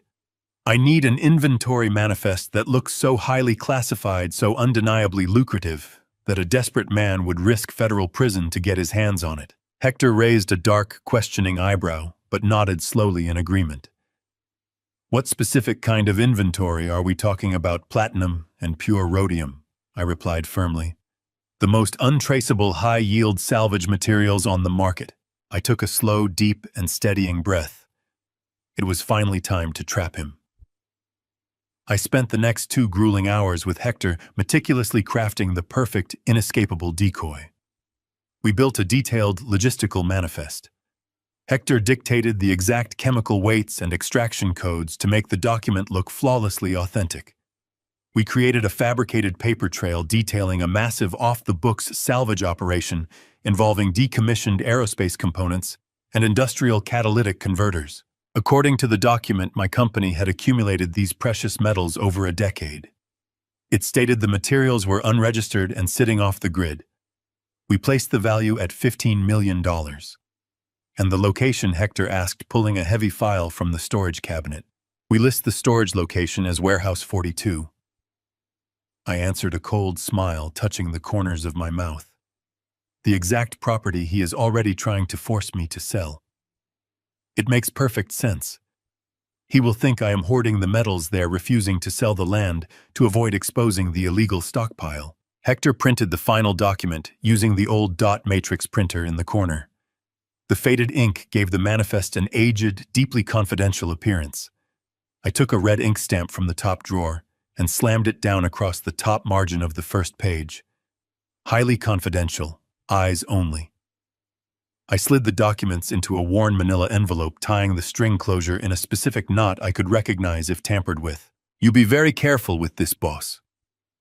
Hector suddenly warned, his voice incredibly low and deadly serious as I walked toward the heavy door. $15 million in untraceable metal is definitely going to make him highly dangerous. A cornered, starving animal will absolutely bite. I know exactly how a cornered animal bites, Hector, I replied, stepping out into the bright afternoon sun. That is exactly why I am leading him straight into a cage. I drove back to the quiet, affluent suburbs. I parked my truck in the driveway and walked confidently through the front door. The house was quiet. Brooke had left a note on the kitchen counter saying she and Derek had gone to the boutique to deal with the tow truck agency and figure out their banking error. It gave me the perfect window of opportunity to set the stage, so I walked slowly down the long hallway and carefully unlocked the heavy mahogany door to my private study. Afternoon light cast long shadows across the floor. I walked over to the fireproof filing cabinet that Derek had picked open the previous night. I pulled the bottom drawer open. I did not hide the manila envelope at the very bottom. That would be too difficult to find. I needed him to see it almost immediately, but I needed him to think he was clever for discovering it. I strategically wedged the thick manila envelope halfway down between my legitimate tax returns and my original property deeds. I left the red confidential stamp just slightly exposed, catching the dim light in the drawer. It was an irresistible beacon for a man searching for salvation. I did not want him fumbling with tension wrenches again. I wanted him to slide it open and find his prize with agonizing ease. Next, I checked the hidden cameras I had installed. The tiny lens in the smoke detector had a perfect, unobstructed view of the filing cabinet. The digital clock on the bookshelf captured the doorway. Every square inch of the study was covered. I pulled out my phone and verified the live feed. The high-definition video was pristine, ready to record every single movement. I walked out of the study, leaving the door cracked open exactly 1.5 inches. It was a subtle invitation, a psychological lure designed to whisper to his paranoia and his greed. He would walk past that door tonight, he would see the sliver of darkness, and his addiction to the hunt would force him inside. I spent the remainder of the long evening playing the difficult role of the comforting, utterly oblivious father. When Brooke and Derek returned from the boutique, they looked utterly exhausted. Brooke's eyes were red from crying, and Derek maintained a facade of furious, righteous indignation about the incompetent banking system holding their funds hostage. I made dinner, offered encouraging words, and watched him perform. He was a spectacular liar, kissing my daughter's forehead and promising her that everything would be resolved by Monday. Beneath the glass table, his right knee bounced continuously with an erratic, wildly uncontrollable tremor. The $2 million syndicate debt was eating him alive from the inside out. He was running out of time, running out of lies, and running out of money. He needed a miracle. At exactly 10:30, they politely excused themselves to the guest suite. I retreated to my bedroom, leaving my door open just a fraction. I lay down on the mattress, fully clothed, holding my phone in the palm of my hand. The screen was dark, but the camera application was primed and ready. I did not have to wait until 2 in the morning this time. The desperation was accelerating. At exactly midnight, the floorboard in the upstairs hallway groaned. The soft padding sound of footsteps descended the staircase. I raised my phone, unlocking the screen, and tapped the live feed icon. The digital clock camera in the study flickered to life. The heavy mahogany door slowly, silently pushed open, casting a long shadow across the carpet. Derek Thorne stepped into the room, swallowed the bait, and sealed his own fate. The morning after Derek broke into my study, the atmosphere in the house was thick with an unspoken tension. At breakfast, Derek was practically vibrating with a manic, poorly concealed energy. He drank his coffee too fast, his eyes darting around the room, completely unable to sit still. He told Brooke they needed to head back to their townhouse, claiming the property management company had finally cleared the plumbing issue. Brooke looked relieved, completely unaware that her husband was actually rushing to execute a phantom heist. I helped them carry their bags to the driveway, playing the role of the sad, lonely father, saying goodbye to his beloved daughter. I hugged Brooke tightly, resting my chin on top of her head, breathing in her floral perfume. I promised her I would come down to the boutique later in the week. Then I turned to Derek. I shook his hand, wishing him luck with his venture capital meetings. As I handed him his heavy leather briefcase, my thumb brushed against the hidden magnetic lining of the side pocket. Earlier that morning, while he was in the shower, washing off the sweat of his midnight burglary, I had slipped a tiny state-of-the-art listening device deep into the seams of the leather. It was barely the size of a coin, equipped with a long-lasting battery and a cellular transmitter. I watched them pull out of the driveway, the taillights of his leased sports car fading into the distance. I did not go back inside the house. I walked straight to my old truck, climbed into the driver's seat, and locked the doors.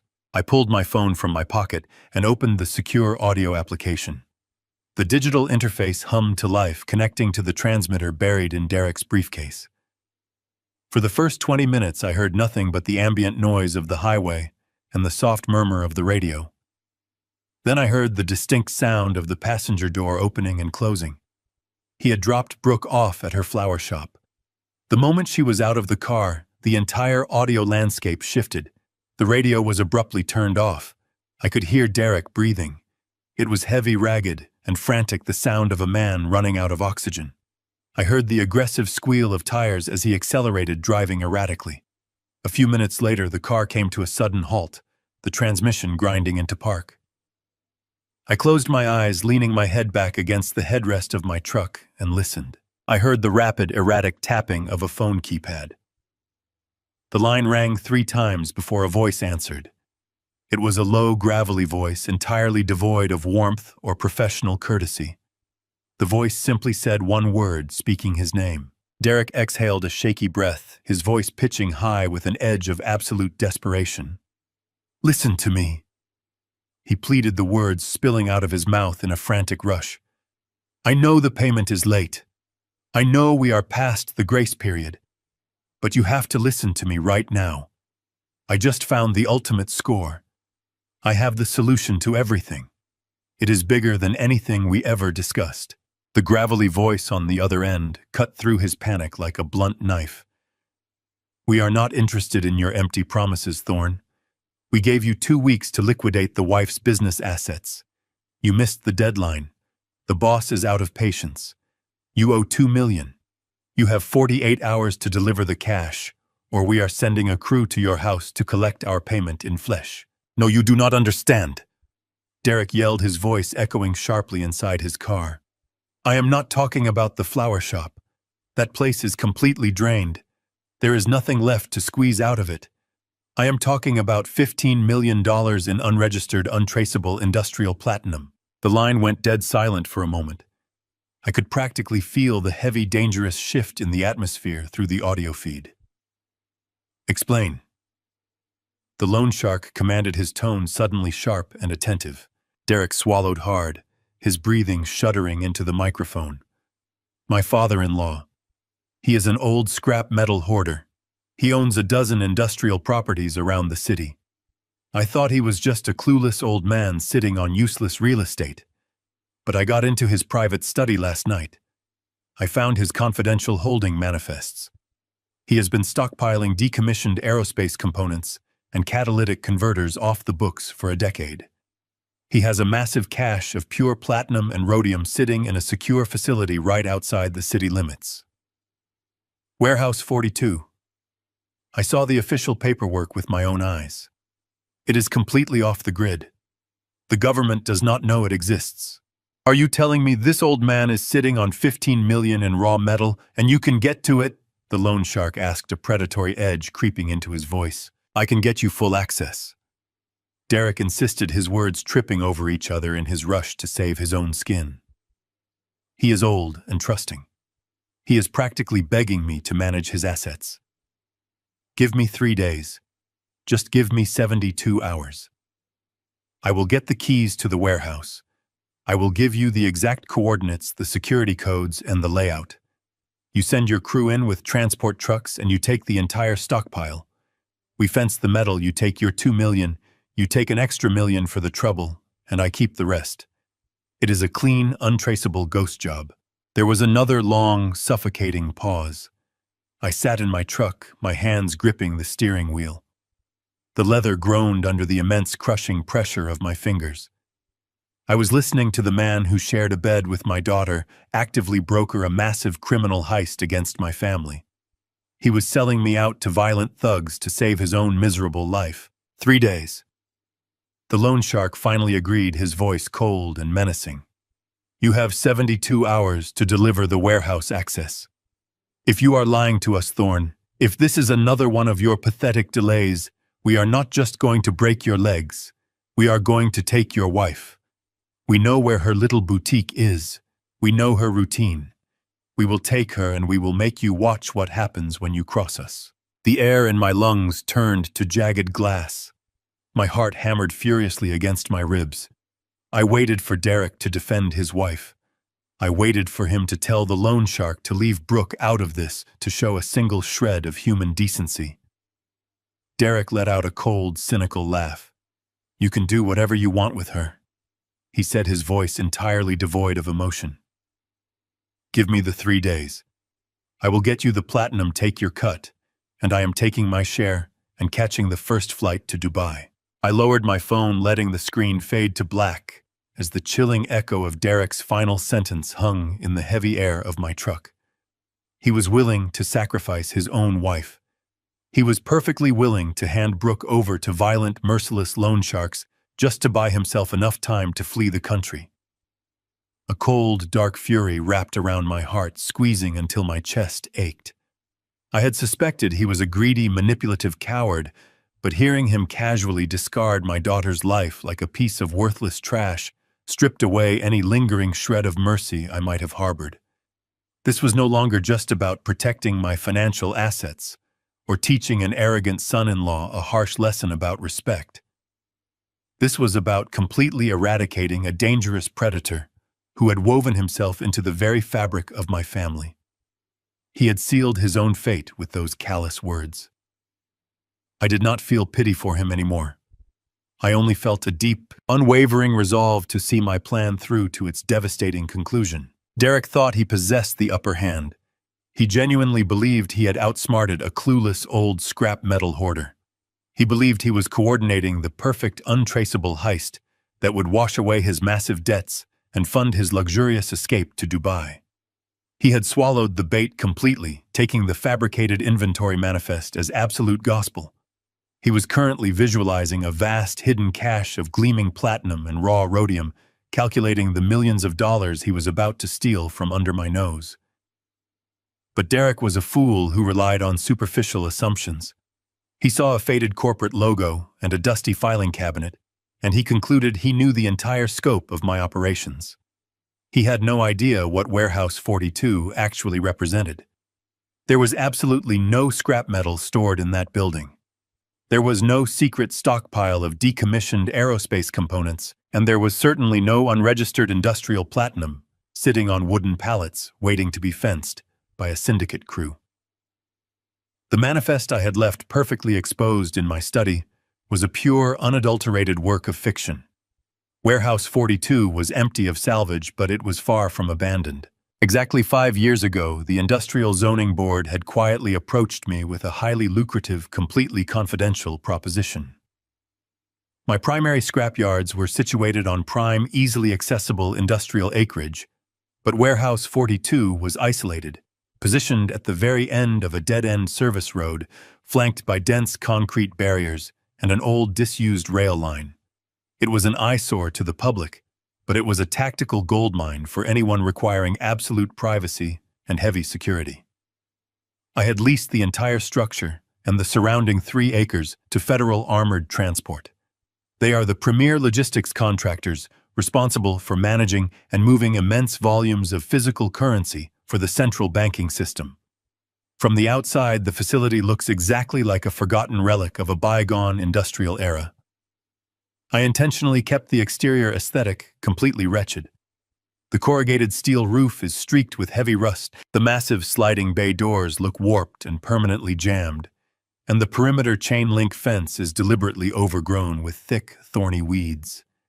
It is a masterpiece of urban camouflage designed to make people look away. But the interior of Warehouse 42 is an entirely different reality. Behind those rusted steel doors lies a heavily fortified military-grade staging ground. The concrete walls were reinforced with thick steel plating capable of withstanding explosive breaches. The roof is monitored by thermal imaging drones, and the subterranean foundation is laced with seismic sensors. When the central banks move massive pallets of physical cash across the region, they do not just park armored trucks in standard commercial lots. They bring them into secure, impenetrable hubs to transfer loads and rotate heavily armed security personnel. The building is wired with a network of silent federal alarms that link directly to the regional law enforcement dispatch and the Federal Bureau. The main floor is crisscrossed with invisible motion lasers that activate the second the primary perimeter is breached. Furthermore, there is a permanent tactical unit of highly trained, heavily armed federal guards stationed inside the control room 24 hours a day, 7 days a week. They do not carry standard sidearms. They carry military assault rifles, and they are authorized to use absolute lethal force against any unauthorized intruders attempting to access the currency vaults. I sat in the quiet cab of my truck, a slow, grim smile spreading across my face as I envisioned the magnificent disaster Derek was actively orchestrating. He was currently convincing a dangerous syndicate of violent loan sharks to mobilize a professional robbery crew. He was giving them stolen coordinates, promising them a soft target, guarded by an oblivious old man and a few rusty padlocks. He was preparing to lead heavily armed thugs directly into the jaws of a supreme federal stronghold. By breaking into Warehouse 42, Derek Thorne was not merely orchestrating a simple burglary. He was not just stealing from his wealthy father-in-law to cover his massive cryptocurrency losses.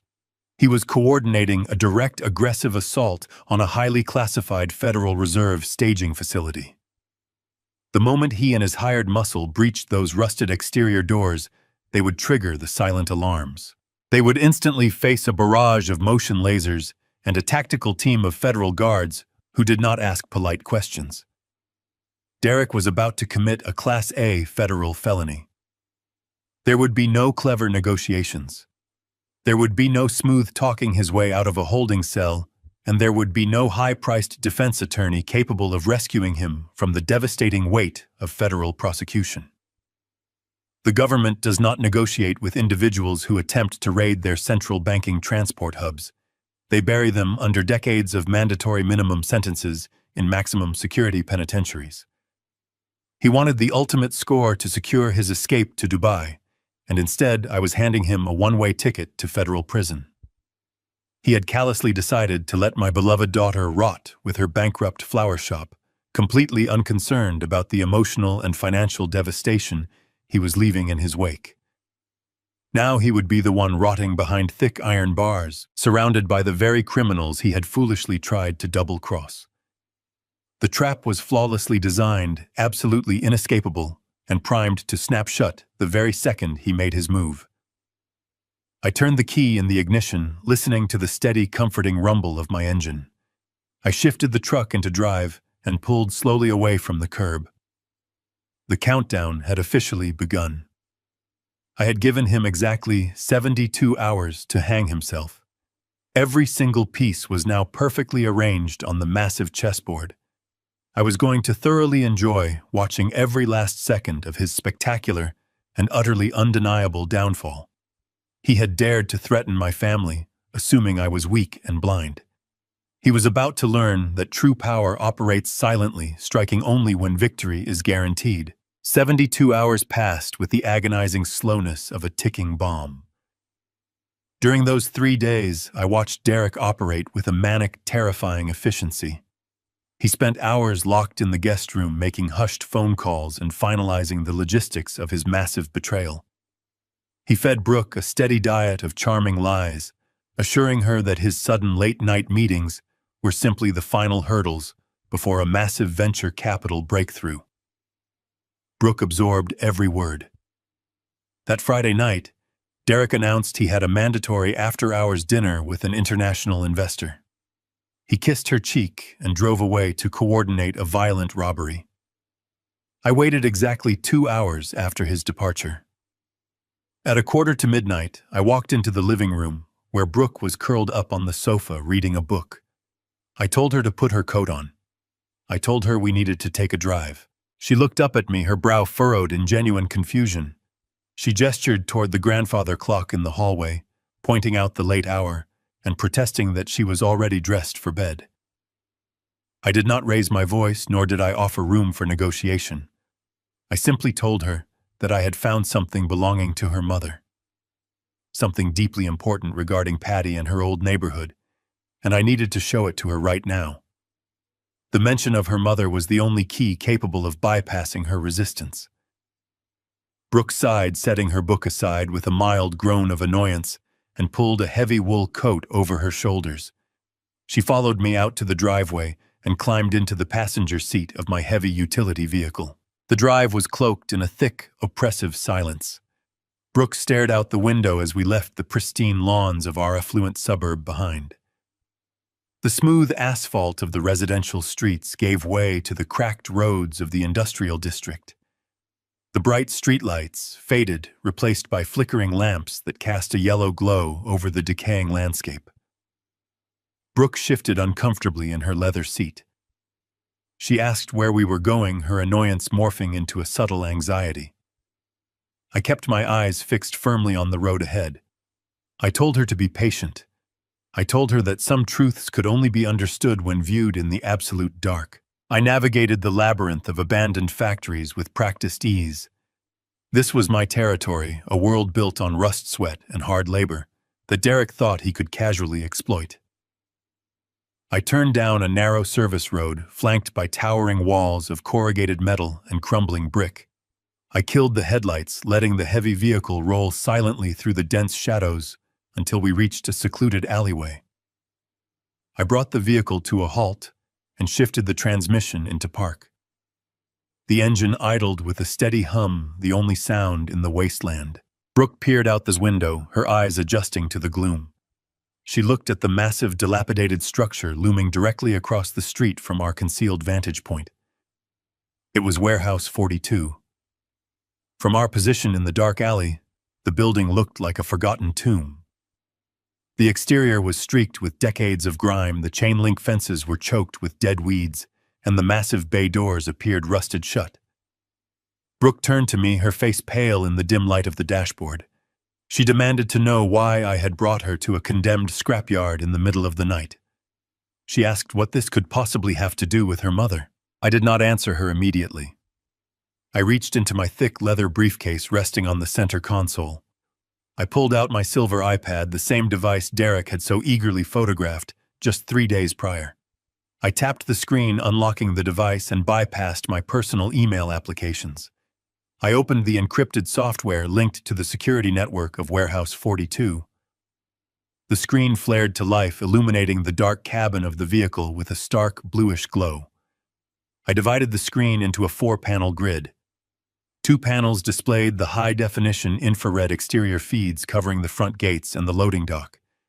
The other 2 panels showed the interior of the warehouse, revealing the pristine, brightly lit military-grade staging ground that Derek was entirely unaware of. I turned to my daughter, looking deeply into her confused, frightened eyes.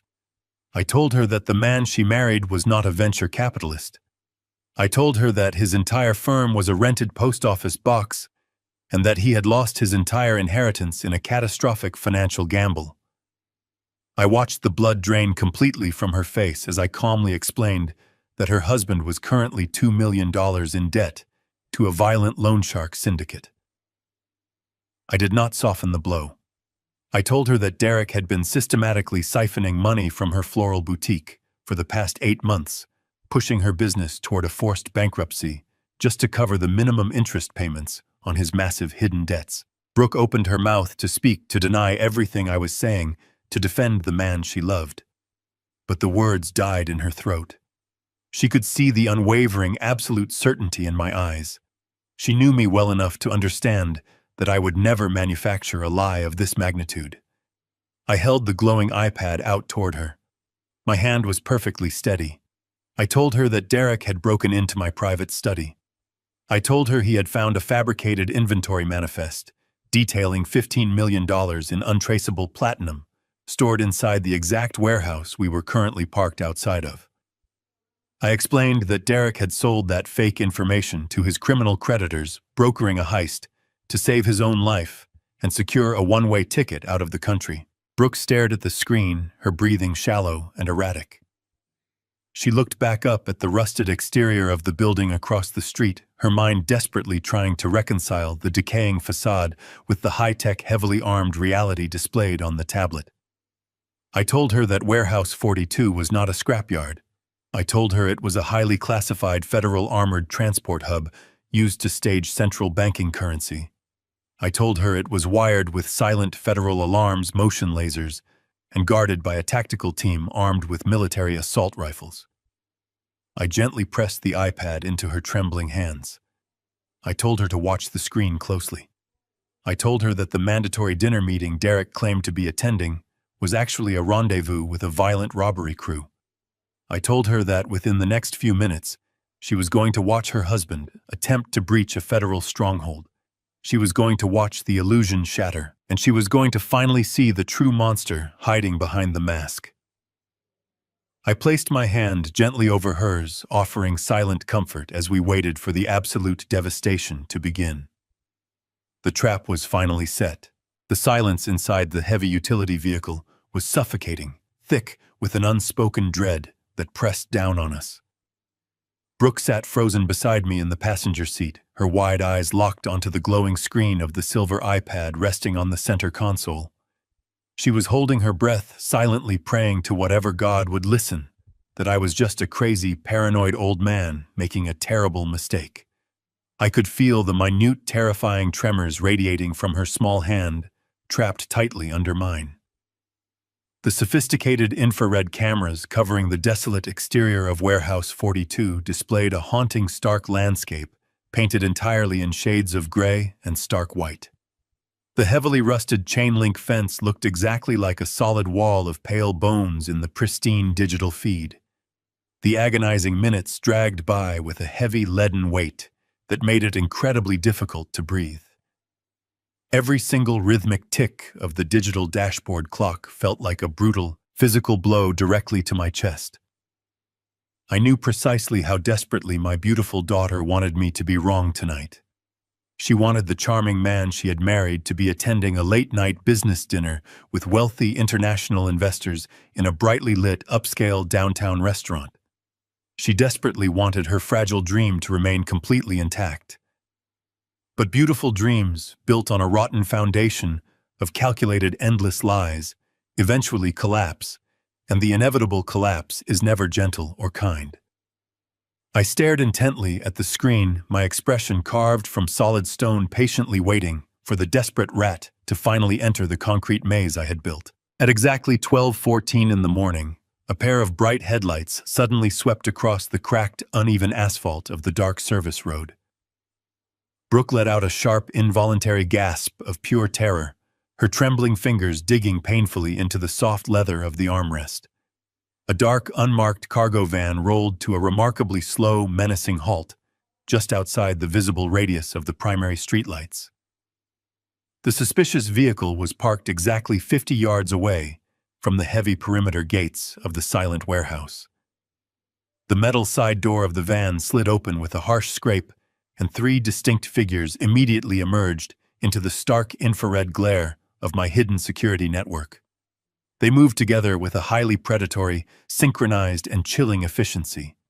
Two of the men were massive, incredibly broad-shouldered thugs dressed head to toe in dark tactical combat gear. They casually carried heavy, unmistakable assault rifles slung menacingly across their broad chests. The third man was noticeably smaller, wearing a sleek, tailored, dark designer suit that looked entirely absurdly out of place in the desolate, ruined industrial wasteland. It was Derek. He was confidently holding a massive pair of heavy industrial bolt cutters gripped tightly in his right hand. Brooke physically recoiled in her passenger seat, pressing her back hard against the door. A strangled, agonizing, and broken sob violently ripped from her dry throat as she stared blankly at the high-definition video feed. There was absolutely no mistaken identity occurring here. There was no plausible, charming excuse left for him to utilize.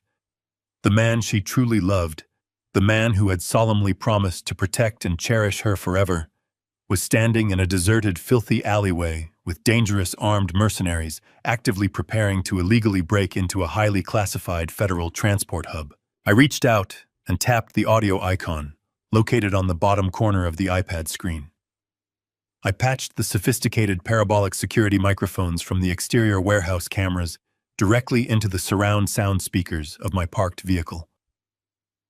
A low, hissing burst of electrical static briefly filled the dark cabin, quickly replaced by the crisp, terrifyingly clear audio transmitting from the deserted street outside.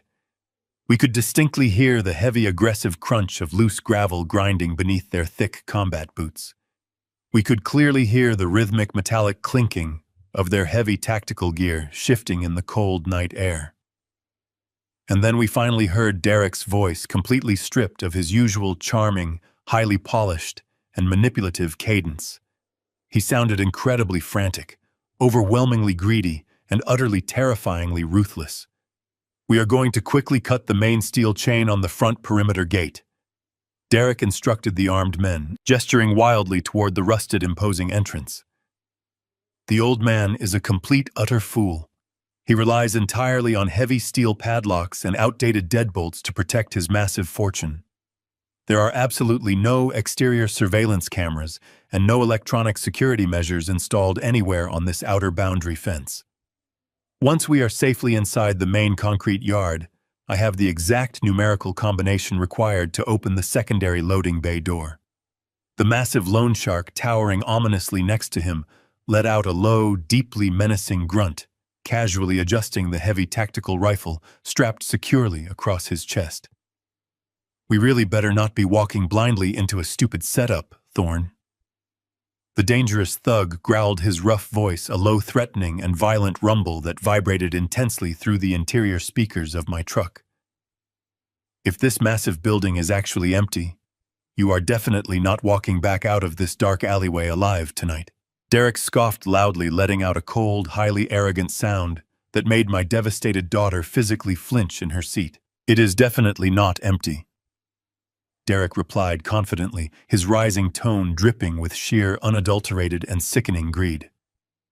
I saw the actual highly confidential inventory manifests with my own two eyes. The pure platinum is stacked right inside the primary holding bay. We will quickly load the heavy pallets directly into the back of the cargo van, and we will disappear completely before sunrise. The second armed thug stepped forward aggressively, resting a massive gloved hand heavily on the rusted chain-link fence. "And what exactly about your wife?" he asked casually, turning his head to look at Derek. "Are you absolutely sure she is not going to immediately file a missing persons report with the local police when you do not come home tonight? A massive police investigation is going to bring intense heat we really do not need right now." Derek did not even hesitate for a single fraction of a second. The ultimate betrayal flowed freely from his mouth with an effortless, breathtaking, and monstrous cruelty. "Once we grab the platinum, I am out." Derek stated firmly, his cold words echoing clearly through the dark cabin of my truck. "Block Brooke's number. She has absolutely no idea what is actually going on. Let the dumb broad rot with her bankrupt flower shop." The silence inside my vehicle was completely absolute, stunning, and profound. Brooke stared blankly at the screen, her beautiful face completely drained of color. The perfect illusion she had fiercely protected shattered instantly into a million irreparable pieces. She let out a long, agonizing wail, collapsing forward helplessly, her delicate shoulders trembling, with violent, uncontrollable sobs. I immediately reached across the center console, wrapping my strong arms tightly around my devastated daughter. "I promised your mother I would never let a man destroy your life and get away with it," I whispered very fiercely. We sat in the suffocating darkness of the heavy utility vehicle. Brooke slowly pulled back from my chest. Her tears had stopped, replaced by a cold, hollow numbness that settled deeply into her eyes. She wiped her face with the back of her trembling hand and turned her gaze back to the glowing screen of the silver tablet, and then to the dilapidated structure looming across the street. We watched in absolute silence as the three men moved with calculated precision toward the primary entrance of Warehouse 42. Derek walked with a false, arrogant swagger, completely convinced of his own manufactured brilliance. The two massive mercenaries flanked him, their heavy tactical boots crunching softly against the gravel. Derek stopped at the main gate. The thick chain securing the rusted iron fence looked formidable, but it was nothing more than a fragile illusion. He raised the heavy industrial bolt cutters, locking the steel jaws around the center link of the chain.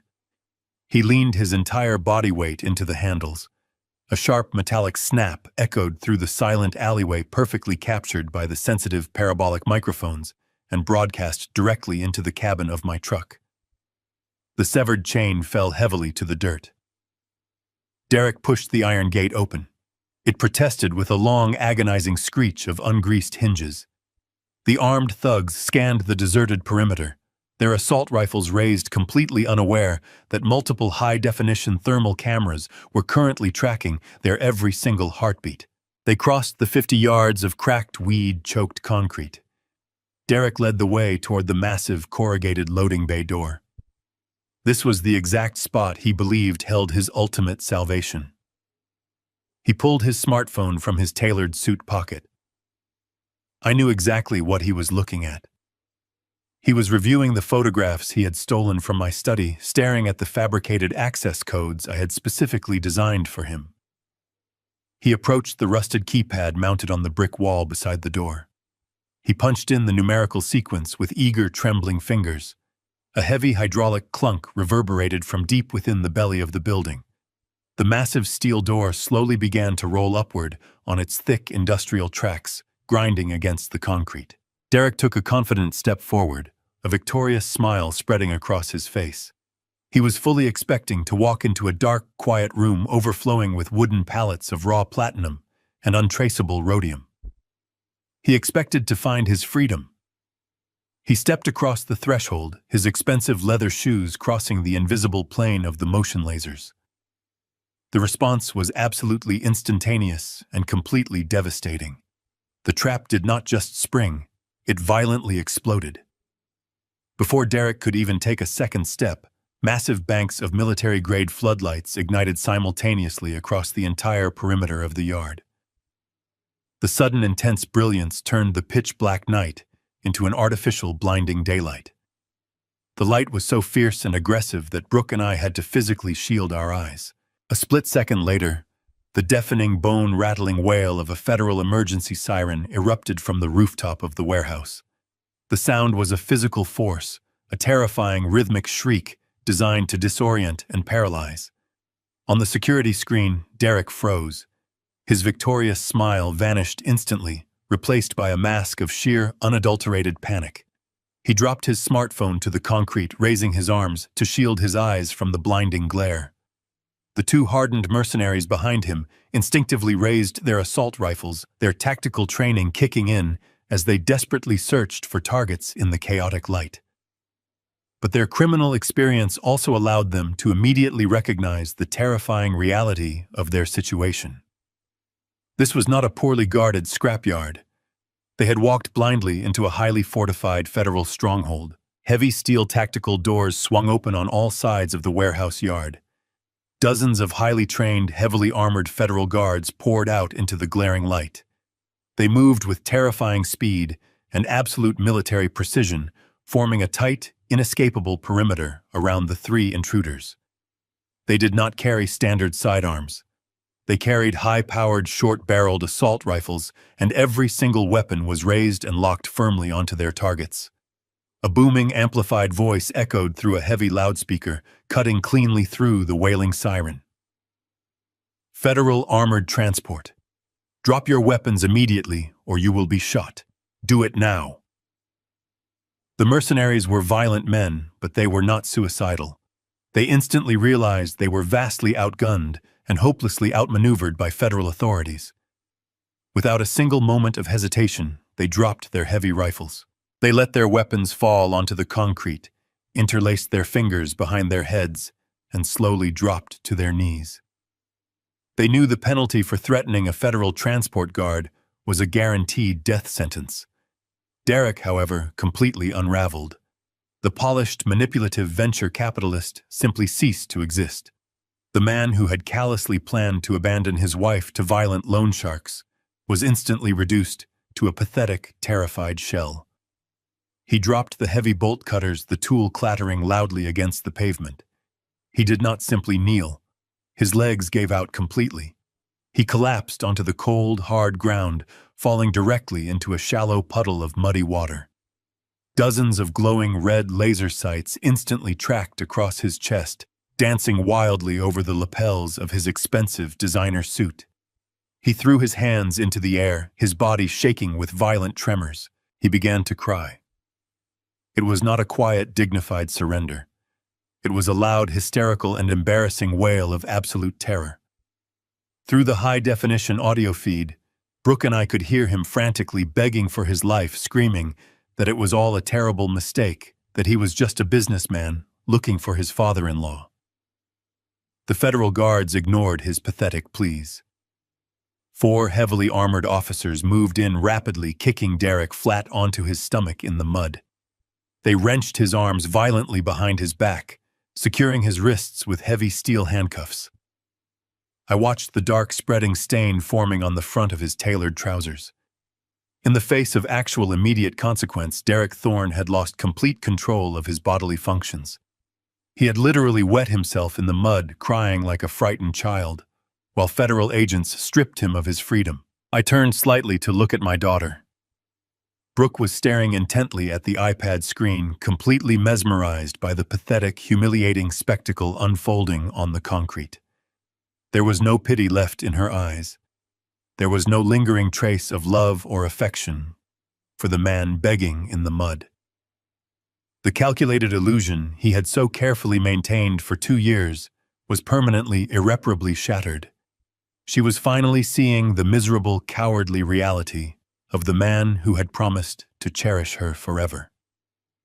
Brooke slowly reached over and closed the protective cover of the iPad, shutting off the video feed. She let out a long, heavy breath, releasing the immense burden she had been unknowingly carrying for years. She looked at me, her beautiful face illuminated by the distant glow of the warehouse floodlights. Her eyes were now completely clear. The morning sun cast a long, pale golden light across the polished granite countertops of my kitchen. The house was profoundly quiet, a stark contrast to the chaotic, terrifying symphony of federal sirens and screaming mercenaries that had dominated the previous night. I stood by the coffee maker listening to the rhythmic, comforting drip of the dark liquid filling the glass carafe.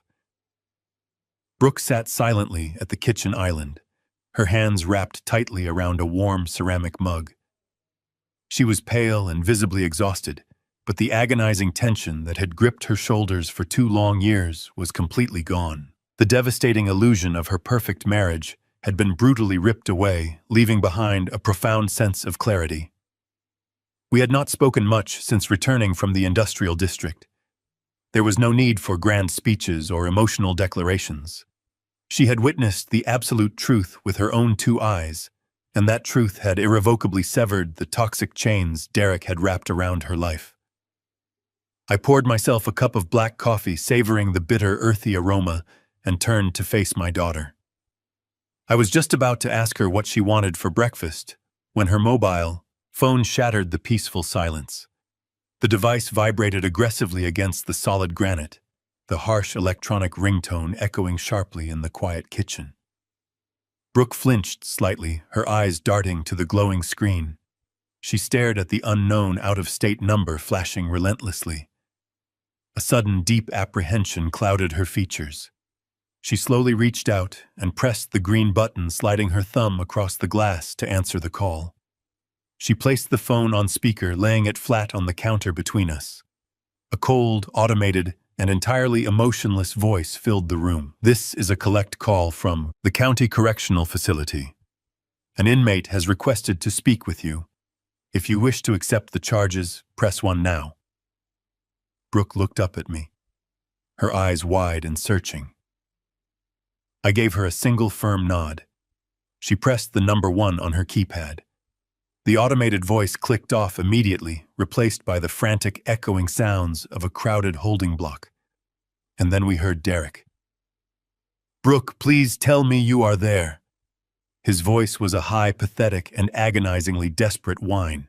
He was sobbing uncontrollably, his words tripping over each other in a rushed, terrified frenzy. "You have to listen to me. There has been a massive, terrible misunderstanding. I was in the wrong place at the wrong time. I was just driving past your father's old warehouse, and these armed men jumped out of nowhere. The police arrested me by mistake. They have me locked in a cell with violent criminals, Brooke. It is terrifying in here. You have to call my lawyer right now. You have to drain the business accounts and post my bail immediately. They are talking about federal charges, but it is all a complete lie. You have to get me out of here today." I listened to the pathetic, sniveling coward pouring his fabricated lies through the speaker. Even now, trapped behind solid steel bars and facing decades of incarceration, he was still attempting to manipulate his wife. He was still desperately trying to use her as a convenient shield to escape the devastating consequences of his own boundless greed. He had spent the previous night casually plotting to hand her over to ruthless loan sharks, and now he was begging her to empty her struggling flower shop accounts to purchase his freedom. The sheer, unadulterated audacity of his narcissism was almost breathtaking. I watched Brooke carefully. A single tear rolled down her cheek, but her expression did not soften with pity. Her face hardened into a mask of pure, undeniable revulsion. She opened her mouth to reply, to unleash the righteous fury she had every right to express, but I gently placed my hand over hers. I shook my head slowly. This was not her burden to carry anymore. The final execution belonged entirely to me. I picked up the phone from the granite counter, lifting it to my ear. I took a slow, deep breath, letting the cold, unwavering resolve settle completely into my voice. "Hello, Derek," I said, my tone as flat and unforgiving as a slab of solid concrete. The frantic, pathetic sobbing on the other end of the line ceased instantly. The silence that followed was so profound, I could practically hear his racing heartbeat through the digital connection. When he finally spoke, his voice was nothing more than a terrified, trembling whisper. Harrison. He breathed, the realization striking him with the force of a physical blow. Where is Brooke? Why do you have her phone? I want to speak to my wife immediately. Brooke is sitting right beside me. I replied calmly, taking a slow sip of my hot coffee. And she has absolutely nothing to say to you. She is completely finished listening to your endless, pathetic lies. We had a very illuminating evening together, Derek. We took a lovely scenic drive down to the industrial district. We parked in a dark alleyway across from a certain dilapidated building, and we watched a highly entertaining show unfold on my security feed. We watched you confidently attempt to break into a federal transport hub, and we watched you cry like a terrified child when the tactical guards put you face down in the mud. There was a sharp, strangled intake of breath from the other side of the line. You were there. Derek choked out, his voice thick with rising panic. You set me up. You faked that entire inventory manifest. You deliberately led me straight into a trap. I did not set you up, Derek. I corrected smoothly, feeling a deep, satisfying warmth spread through my chest. I simply presented you with a beautifully crafted mirror, and you eagerly showed me the monstrous reflection of your own bottomless greed. You wanted to steal my legacy. You wanted to sacrifice my daughter to violent criminals just to secure your own cowardly escape. You wanted my warehouse son, you got it. But you did not break into a clueless old man's abandoned scrapyard. You did not find $15 million in unregistered platinum waiting to be stolen. You broke directly into a highly classified federal cash staging facility. You coordinated an armed assault on a United States banking transport stronghold. The men you brought with you were carrying illegal assault rifles. You triggered a level 4 federal response. Harrison, please. Derek begged, his voice completely shattering into high hysterical sobs. You have to tell them the absolute truth. You have to help me now. I laughed, a low, cold sound, holding absolutely no trace of humor. I am not going to help you, Derek, I stated firmly. Enjoy your 25-year federal sentence without parole. You are a ghost to us. Derek screamed in absolute despair. I pressed the red button, cutting him off completely, and permanently blocked the number. The bright morning sun was shining perfectly. The nightmare was truly over, and our entire family was finally safe and completely free. Exactly 1 entire month after that unforgettable night, the oppressive clouds that had choked our family finally parted. Derek was sitting in a cold isolation cell inside a maximum security federal detention center, awaiting a highly publicized federal trial. The ruthless syndicate loan sharks he had brazenly attempted to double-cross were indicted right alongside him. A federal judge had taken one look at the overwhelming mountain of evidence and immediately denied Derek any possibility of bail, officially declaring him an extreme flight risk. He was going absolutely nowhere.